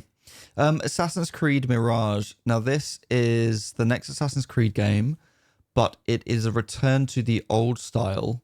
So it's not a big sprawling RPG. It's a shorter, more concise game, just in one city. It's much more about stealth. It's Hitman without the humor. Yeah. It features Basim from Valhalla, but it's a prequel. So it's him in his younger days as an assassin in Baghdad. And it's more Assassin's Creed. Yeah, I'm down if for... that's your thing. Give me a short game. Make it like 10 hours. I will... 10 hours, story-rich, Assassin's Creed to kind of get me interested into whatever the next big sprawling RPG is. Sure, go for it. It looks nice, but it's more Assassin's Creed. And I personally am a bit burned out on that. I think Valhalla was just too long and I'm just over... I am over, and I think they mentioned it in the IGN video, and I completely agreed with it. Like, there are no sprawling fields. I don't want to go and run across sprawling fields in Assassin's Creed. I want to be in a city. Like, give me an RPG that's like this big sprawling city, sure, that you go from like house to house. I don't want to have to like run across fields. I'm an assassin. Give me a horse. Did I have a horse? I had a horse in... you definitely have a horse. You get a unicorn, I'm sure. You get that in... Odyssey. No, but you get it when you're in the other area, in Valhalla, whatever it's called. Niflheim. Valheim. Valheim, something like that. Alfheim. Yeah. Whatever the Heim was. Yeah. But yeah, I would be down for it. I didn't like the big sprawling fields. It's like, I don't want to run across fields to get from like one city to another. That's not my kind of fun. But then my favorite game my favorite announcement came out, which was... Is this your favorite? Yeah. Oh, nice. Revenant Hill. And it is a very... I love that it's from two of the creators of Night in the Woods, which was just a brilliant, brilliant game. And I love that somebody commented saying, like, when you make like perfect art style, why reinvent it? And I can see that. Now, the original was made by 3 people. The 2 of those are making this. They've set up a new studio because, one of Alex Holwaka, who was one of the 3 creators and founders of Night in the Woods, he ended his own life after some abuse allegations against him came out. And so I think they kind of wanted to just put a line under that. They set up a new studio with also somebody who was very like an artist, musical person. What was his name again? I can't remember. Bethany something. No, Bethany was one of them. But like, no, there was a third guy who does all the music and stuff. Ren, yeah, WREN. But yeah, so they're making this. They've kept the art style very much to the same as Night in the Woods. In fact, at one point I thought, like, this is a sequel to Night in the Woods. And you play as a cat. You do, but apparently it's not a sequel. And in fact, it takes place in the early, like, before 1900s. 1919. It's in 1919. Okay, so the early 1900s. So it's definitely way before Night in the Woods, but it's very similar style. And yeah, I just hope it has, and I'm sure it will do, because it's got, the same people making it. But I don't know, Night in the Woods just had amazing charm. The characters were so down to earth. Whoever like did the writing for Night in the Woods, I hope they're the same people that are doing the writing for this, because it was just really, I don't know, charming. There was like, and it was quite sarcastic. Like, what's her name? May. She's the cat. She's the main person. And it starts off, you arrive at a train station and it's all closed and locked, and you have to get home, and the person that you're waiting for your parents to pick you up, because I think you've just dropped out of university. You're waiting for your parents to pick you up and they don't come and pick you up. So you have to make your way through the woods to get to your parents. It's not difficult. And yeah, there's a couple of like strange people, some weird things happen, and then you eventually get home, it's tricky. And then you get in there and your dad's reading a newspaper. Your dad's like, "Hey, May." And May goes, "Hey." And he's like, "I thought you were coming back tomorrow." And she's just like, "You thought wrong." And like put her arms up. It's just very, very charming humor, kind of sarcastic, dry. It's like how a lot of teenagers think that they sound when they're talking to their parents, when they're being a bit smart. Yeah, I see that. And I see that. I love that game. And it also goes, It's also has a really weird turn later on, but then the message at the end of it is very somber and down to earth. And I love a game that has a very somber ending, and it has great queer representation. it does. And it's just there. It's like, yeah, there's what's his name again? The one with the I'm not going to do it again. Don't do it again. No, do it again. What's his name again? I can't remember the character's name. Yeah, but there's a Greg. Yeah, there's Greg, and they like it's just like, yeah, there's my friend, and they're a couple, two guys. That's it. It's just like their friends. As it should be. Yeah, it's a it's a brilliant game that you definitely need to play. I finished it in one sitting. I actually streamed the whole thing in one go. It took me 9 hours or so. I've played. I read the entire thing out, and my voice went by the end. I've played at least half of it, and I really liked it. I was playing it on a friend's Switch, which I borrowed, so I didn't have my own copy, so I just didn't get around to finishing it. I recommend everybody plays it and just enjoy it. Night in the Woods, but this is Revenant Hill, which is the next game from the same people. And I trust them to make a brilliant game, and I will 100% play it. That's actually coming to PS4. But yeah, PS5, PS4, and Steam. It didn't have a date, did it? Nope. At all. Not even like a year. No. So next year. Okay. Grand Blue Fantasy, some anime thing. Not for me. Grandad Fantasy. Then there was Street Fighter 6, which looks great, but it's out next month, so don't really need more information on that, but thank you. That's another game I hope I can play. Oh wait, who does it? It's Capcom. Capcom. They don't do like the free trial with EA, because this is the type of game that I'd be like, you know what, I'll give it 10 hours and then see whether I want it or not. But I don't think it's not long to go until it's out. I wouldn't pay £70 for it. Ultros was some sort of side-scrolling Metroidvania thing, very psychedelic, might be fun. See, I thought I didn't think it needed to be at the showcase. No, I thought I thought that they were going to show that and then kind of be like, hey, joking, this is Hollow Knight. Just because like when you're attacking something, it had like a line that was just like the slice in Hollow Knight. I thought it was just it was like a tease, and then suddenly it was like, joking. Hollow Knight is the standard now, that's the thing. But it's not my kind of thing. Then there was Tower of Fantasy, an open world RPG with an anime style. How original. But have we not seen a trailer where they're reusing assets? There are a million games that look like this. Yeah. So I have no interest in whatever this is. Skimmed past it.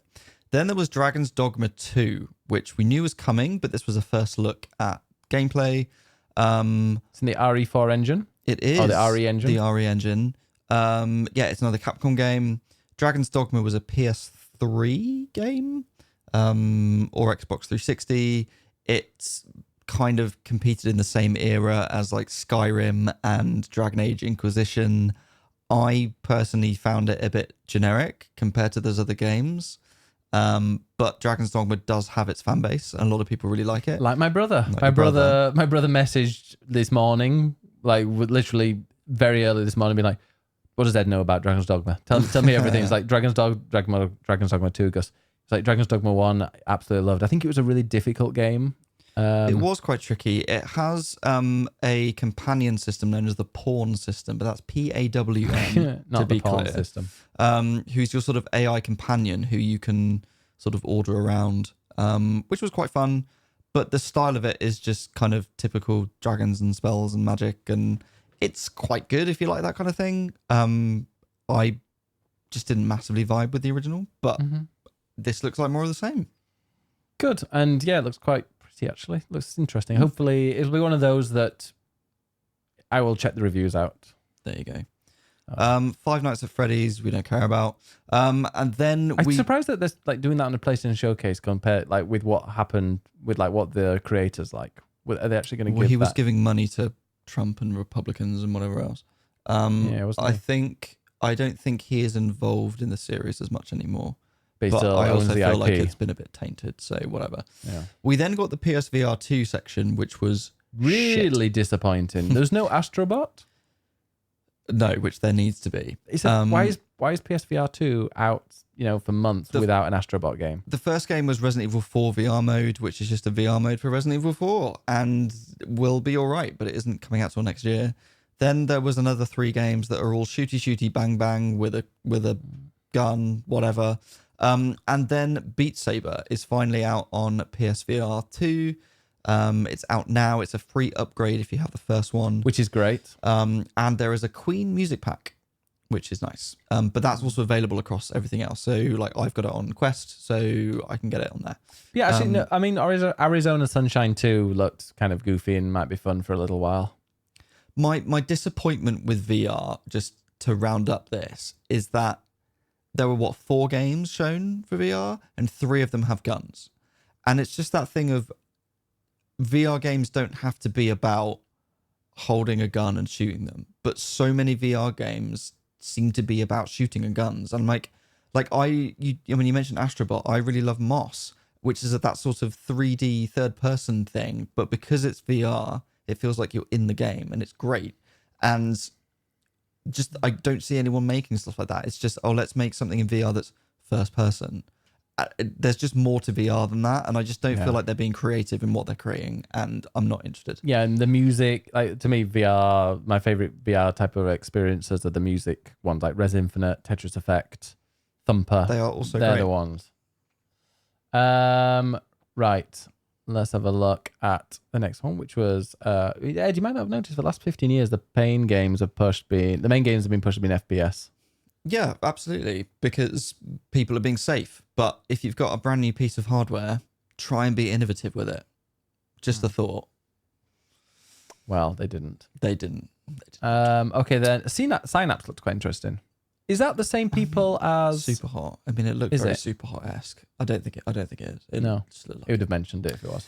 Then we got a couple of Bungie things. Now, the first one is a new game from them called Marathon. Now, you might remember Bungie has now been bought by Sony. So this was their first new game since being bought by Sony. The thing is, it's not technically a new game because Bungie had that was their 3 first thing, games wasn't it? called Marathon from back in the 90s, which they made before they were bought by Microsoft, where they then made Halo. So what they're now doing is making a PvP extraction shooter, but using the name Marathon. So it's a bit of a weird choice because the people who played Marathon in the 90s probably don't want to play a PvP extraction shooter. Yeah. But people nowadays have no idea what Marathon is. So just call it something new. And to be honest, it looks very much like Destiny. So clearly Bungie have no new ideas. Yeah, I definitely got that vibe from it. In fact, at some point I was like, is this Destiny of sorts? But yeah, Marathon, I thought it might be like, because every Destiny Bungie like to kind of mess around with the style every time they bring out a new Destiny expansion. So I was like, maybe this is just a new expansion where it's all weirdly white, kind of odd characters and things in it, but apparently not. But yeah, I saw somebody on Twitter saying that there's a reason lots of people are really upset. Like lots of old fans of Marathon are really upset because it's like, for example, Jak and Daxter, they decided to bring that back and turn it into a driving game. It's like, it's not the same thing. Just because it's got the name, it's not it's not going to bring those fans back. It's very weird. And, I don't know, PvP extraction games, just because they make so much tension because you're all scared about whether you're going to get your stuff out or not. I don't know, that does not appeal to me in the slightest, but it has a bit of a following on Twitch. And then it was followed by a new trailer for Destiny 2, The Final Shape, which is the last expansion. The problem is having them next to each other, they look identical. So I'm bored by both. But apparently some guy called Cade's coming back and people look interested. Yes, Cade was killed at the beginning of Forsaken, not Forspoken, beginning of the Forsaken DLC or expansion, which doesn't exist anymore. You can't play that anymore because they removed it, they shelved it. But yeah, he died at the beginning of that. But then he appeared in this trailer, and people have been wondering for ages and ages, and it's become like even a bit of a joke that, they can bring Cade back. Like if they can bring this person back, then can they bring Cade? Everybody has wanted Cade to come back. And I think most people had given up on the fact that, he wasn't coming back because he was dead. But then where are they? Why is he somewhere? Because he's talks about being in a certain place, and it's like, where are you? Someone suggested he might be inside the Traveler, which is the giant white orb. Who knows? But who cares? Lots of people care. Some people do care about things like this. Apparently Marathon, by the way, is in the Destiny universe, says Andinis. But yeah, it came beforehand. Forsaken, no, but like the new one. But Forsaken, the Forsaken. I care, Ed, sorry. Yeah. Honestly, there are quite a few I'm people that taking the care. piss. I'm obviously taking the piss. But no, the Forsaken DLC was the thing that pretty much turned Destiny 2 around. Before that, because they released the Red War campaign, which was the base one, which is I actually really enjoyed it. It was fine. It was simple. You followed it. You got to the end, and then you did like the very, very few things that they actually released each week and reset. It was very basic. And then they released 2 DLCs, one after the other, that brought new planets, but with like fuck all to do. In fact, you did the story in like 2 to 3 hours on each of these mini DLCs. And then I believe it was actually then that they brought out Forsaken. I don't think there was one before it. But anyway, when Forsaken came out and it had this kind of Shadow of the Colossus style, kind of you had to go to different areas to defeat these major bosses and you ticked them off. That was a very, like people were like, wow, this is really good. And also they killed Cade off right at the beginning, which... Spoiler. Shocked. Well, it's not a spoiler because you can't literally play that anymore. So, I mean, doesn't really count. But it's great to see him back. And especially if he's back in time for the end, like potentially the final... Well, it is the final expansion, isn't it? Before whatever they decide to do next. Destiny 3. It won't be 3. I've spoken to somebody. Oh. It's not 3. It's just Destiny. I feel like that. Or they'll call it something like Destiny. I don't know. I feel... Why don't they just make something new? Or they maybe just have something, like keep this exactly the same, but yeah, maybe it would be something new. It would be in the same Destiny universe, I think, but it won't be called Destiny 3. Maybe if you want to ask Ben what his thoughts on the next Destiny is going to be, you should go to swappingjoysticks/inbox. Yeah, swappingjoysticks.com/inbox. We'll get you there. All right. If you go to swappingjoysticks.com/inbox. And then Ben can witter on about Destiny even more. I can talk about, and yeah, now the more I talk about it, the more I'm like, shall I go and start playing it again? Oh, here we go. Do you know what you could play? Marathon. No, I can't because it's not out yet. Then we had Concord, which is the next game from Firewalk Studios, which has just been bought by Sony. So it's another adverts on this website. first party studio. Get an ad blocker. I can't because this website doesn't like me. That's true. Or just sign in as me and then... Actually, I think I still get them. But guess what? It's a PvP multiplayer first-person shooter because of course it bloody is. It has the sort of 70s. I love that 70s vibe to it, yeah. Which is kind of cool, but like, whatever. Then Sony revealed Project Q. Now, this is new hardware, which there's no release date. We don't know when it's coming, but it's essentially a Wii U. It is a DualSense controller split in half with a screen in the middle of it. And it means that via the cloud over your Wi-Fi... It's not via the cloud though, is it? It's just over your Wi-Fi. It's powered by the cloud. But you can't play it if you're not over the same Wi-Fi, right? No. I imagine. It's You can stream it from your PlayStation. It's like remote play. Yes. It's something to do with the cloud. I don't fucking know. They said the cloud. People have written the cloud. I'm saying the cloud. Whatever the fuck the cloud is, it uses it. It's a fucking bullshit idea. If I'm sat at home and I want to play some PS5, I'm going to look at it on a nice new OLED. I'm not going to play it on a little fucking handheld.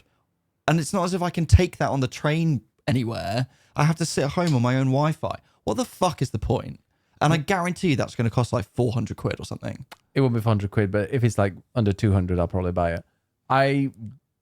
Don't waste your money. No, genuinely, like one of the first things I did on my Steam Deck was try and install a thing so that I could play. You okay there? You relaxing? Yeah.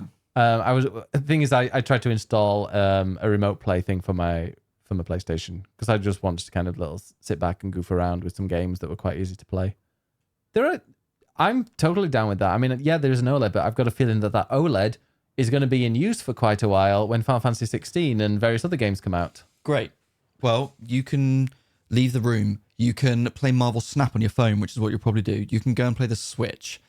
If I want to play on the TV, get the fuck out. I'm not gonna change to a little handheld. No, that's fine. You've got your own TV to play whatever you want. It's just a pointless idea. And as who was it? Westman was talking about the accessibility controller. That is the piece of hardware that should have been in the showcase. here is our access controller. It's an I accessibility thought they controller. were about to announce Here's that. a release date because we still don't know the release date. Here's a great way to showcase accessibility in a major event. And no, they show off some fucking Wii U rip-off bullshit. Bye. Move on. Oh, you're getting feisty. Yeah, I've had a wine and now I'm annoyed. Anyway, then there was some Spider-Man shit if you're interested. I mean, it's more Spider-Man. It is more... If you like Spider-Man, there's more Spider-Man coming. Did anything excite you from that? No. Like, don't get me wrong, I think the Spider-Man games are great. I think they're very solid at what they do. I am not a Spider-Man Marvel fan, but I appreciate that these games are well made and are still fun to play, and it makes you feel like Spider-Man, and they're more entertaining than the films. And they have a huge audience and will undoubtedly sell very, very well, and will be Sony's big game for the rest of the year. I'm not jumping out of my seat for it. I'm not wetting myself for it. I'm not putting a towel down for it. You Like, go to Queens now. great. Like, so the map's bigger. Nice. Oh, I'm totally all in on Spider-Man 2 because I want more Spider-Man. Because the original, it's just a really fun game to play. It's something that's, you know, it's going to be great to play. It's going to feel great. You can swing around. You build up your speed. You do your weird tricks, and it just kind of, you feel fun. It just feels fun to play. And then it'll have its, you know, fancy cutscenes and quick time events, and there'll be a weird story as there is in every Marvel game. But it's comfort food, but very high quality ones that you know what you're getting. I'll happily play it. It's like your absolutely. food that you cook. I know I'm going to like it. Are you saying that my food all tastes the same? No. Because there's some bits that you do side quests. You can go and like do a bit of stealth. You can go and collect your backpacks. It's all different, but I just know I'm going to enjoy it. Nice save. I will happily play Spider-Man 2. I'll probably really enjoy it, but it's more Spider-Man, which is fine. It's just not the big exciting reveal that this showcase needed. No, they needed a reveal at the end. They could have started with this. In fact, if they'd started with this, then had another game as like a big reveal. Maybe like starting with this and then putting like the Metal Gear Solid thing at the end would have been probably more of a weird thing to end on. The Metal Gear thing is not platform exclusive, and it was a very badly kept secret. So it had all leaked. So that wasn't something to end on. I mean, you also sort of make a point there ultimately that this was the PlayStation showcase. And in terms of first-party studios, what is Sony PlayStation working on that is coming out this year? Spider-Man. That's it. And even then, they didn't give us a release date. It's just this autumn or fall, if you're in America. So the whole point of this showcase for me is, what is Sony releasing over the next year? Like, why did I buy a PS5? What am I going to be playing on it? And I still don't know.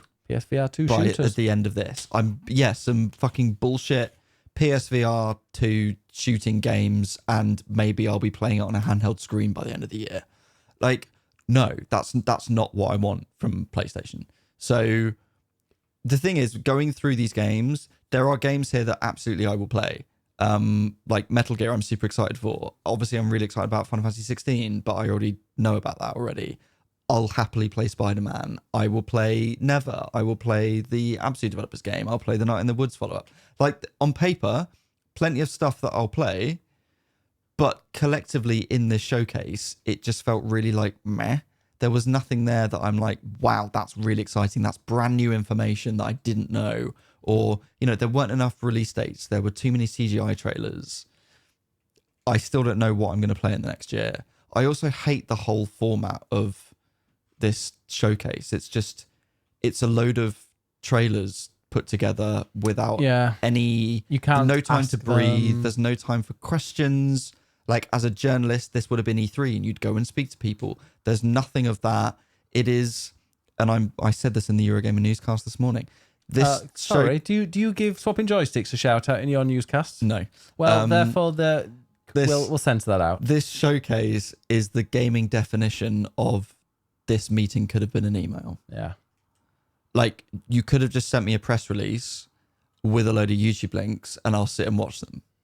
Like, that's literally all this is. It's just a series of videos. Volusia has an interesting comment. Haven't we been all so broken down by showcases that were shit that this one was par for the course? But the thing is, like, some of the ones that are shit often just involve games that people have, like a kind of indie or a smaller games that people haven't heard about. And sometimes those are the kind of the more interesting ones because you're like, I don't know what this is about, but actually this looks interesting and you follow it, but it doesn't blow you away when you first see it because you're like, what the hell is this? Like, I can appreciate from a publisher's side of view, yes, or publisher's point of view, let's just put together a showcase digitally and we don't have to hire a venue and it's ultimately cheaper and we can just go straight to the consumer, and yes, that's lovely. But even then, Nintendo Directs feel more exciting, and like Sony just haven't nailed it yet in terms of this kind of style of showcase or direct. The Nintendo ones, it's like, okay, we know we're going to see, 20 minutes of the next Zelda with gameplay or whatever else. They're like a good little surprise though, don't they? I feel it's like they know one more thing and all that we know to expect. And with Sony here, it's kind of like they just didn't. I don't feel like they had enough to show to make it feel exciting. And when it's just trailer of gun shooting, you just become numb to it, and you just lose all excitement. Would you have finished it on anything else? Or was that the one to finish on? What they needed was a one more thing after. Well, actually, they should have started with Spider-Man because that's what we knew was coming. So start with Spider-Man, then mix up the other ones a little bit more, and then give us a one more thing at the end that maybe is just a teaser, but it's like, hey, here's what whoever else is working on. I mean, give us a little teaser for Final Fantasy VII Rebirth or whatever it's called. I mean, Square Enix aren't going to do that until 16's out, but yes, the equivalent of that. Or Jack and Daxter. Here's a remake or a new game in a series you didn't know you wanted. Or here's The Last of Us live service multiplayer game. Here's which Death I know Stranding you don't, 2. Right? Like, which I know you don't care about The Last of Us, but that is a huge deal that they should be showing off, and it's meant to be coming out soon. PlayStation version. Indies very rarely showcase user cost. Oh yeah, but there are some like the Wholesome Games showcase. Yeah, there are plenty of indie focused ones, Indie Directs, and there are plenty of indie games in this. That, in all honesty, they on the one hand were some of the more interesting games. On the other hand, strip them out. This is about Sony. Just give me what Sony's working on. That's what we want to see. Marvel Snap in VR. That is what I want. Anyway. Okay, well, that was the end of the podcast side. Stick around because we're going to play some multiplayer games. We're not going to play Gang Beasts because we're going to play a game that many people can join in on. Okay. Chatbox. Because I feel like we might be the only people that actually play Gang Beasts. We'll maybe give a bit more warning next time. But yeah, so stick around. We're going to go and play some Jackbox. And and Ed's had a bit of wine, so he's probably going to get a little bit, rough. Excellent. Andinus was ready for some Fortnite. As much as I love a bit of Fortnite, I've not played it in a while, but we should definitely go and play some. Or some Diablo when that comes out. But yeah, this is Swapping Joysticks, your home of gaming and streaming and other content. I have been Ben Ostwick. Follow me at twitch.tv/biggestbennis or on Twitter at biggestbennis1. Ed, where can we find you? You can find me at ed_nights on Twitch and on Twitter. And what do we do every Tuesday? What do we release every Tuesday? Oh, we released Inbox, which is our new mini podcast where we answer your questions. So go to swappingjoysticks.com/inbox and send us whatever questions you want to ask us, be it preferably about video games, whether it's something newsy or just a burning desire that you have. Let us know. You can keep it anonymous if you wish, and we will answer them in the next week's podcast. And also, if you go to jetstreamers.fm, it is back. So those that you who don't know, Jetstreamers is around the world. Another podcast. Honestly. Well, the inbox is on the same feed. This is a separate feed, though. Jetstreamers is a around the world trip where every single leg of the journey, I interview and chat to a different streamer. It's back after about an 18-month hiatus. And I got to chat with Dona Tart, the wonderful drag queen of baking. So if you want to go and check that out, go to jetstreamers.fm and we're currently in Ashgabat, I believe. Ashgabat, I think. It's the capital of Turkmenistan, which we flew from Baku the other day on Tuesday. So, and that will be continuing. There's a few people I need to go and reach out to see if they will join for future ones. But yeah, we're going to eventually make our way all the way around the world. Hopefully, I'll make it. I'll probably stretch it out a bit when we're in the US. We'll have a little prop plane, crop duster, that type of thing, going from kind of town to town. But that's the one thing actually I'm looking forward to is like when we go to the US, being able to kind of find a streamer from each place that we're going to. Which at the moment that I don't know many Turkmeni streamers, but maybe there are some. But we're about to enter like India, Nepal, and places like that. That's not too far away from where we are. So we are making progress. We did start off in Cardiff. We won't be ending in Cardiff. We'll be going to end in London Heathrow. I was thinking maybe we'll touch down in Cardiff and take off and then go into London. So we actually have done a full. No, don't touch it. Don't touch Cardiff. Yeah, jet streamers will be renamed to dock streamers. That's true.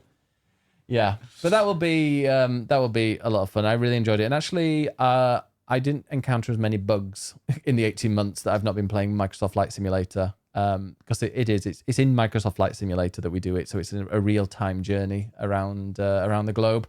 But yeah, we've before I used to switch on autopilot, and then autopilot used to just dive it nose first into the ground or into the sea. And luckily, it didn't do that this time. So I feel like they're learning. They're learning. The AI is. And you. Well, I mean, it's just me turning on the AI, and that's it, or the copilot, or the autopilot. So that seems to they've ironed out a few of those kinks. And yeah, we will be back with more swapping joysticks next Thursday, but we'll also have the inbox episode out on Tuesday. And well, do you have anything planned for this week? No, we've got a bank holiday. So we're going to play with a new TV, and I'm going to play some more Zelda, and I'm very excited about that. And then we're going to go and visit your parents. We are. On Sunday, which will be very nice. I'm going to get a drinks trolley. Maybe not on Sunday, but at some point. Yes. I'm very excited about that. And then we get Monday off, so that is a joy. But yeah, my streams, the Final Fantasy 14 stream, which I've another game that I've been playing, but I won't talk about that. I'll be doing that on Saturday instead of Sunday. So yeah. Very nice. Well, we will see you next Thursday for more Swapping Joysticks. Until then, keep swapping. And keeps talking about that until I can press the stop recording button. Say it again. Keep swapping. Again. Keep swapping.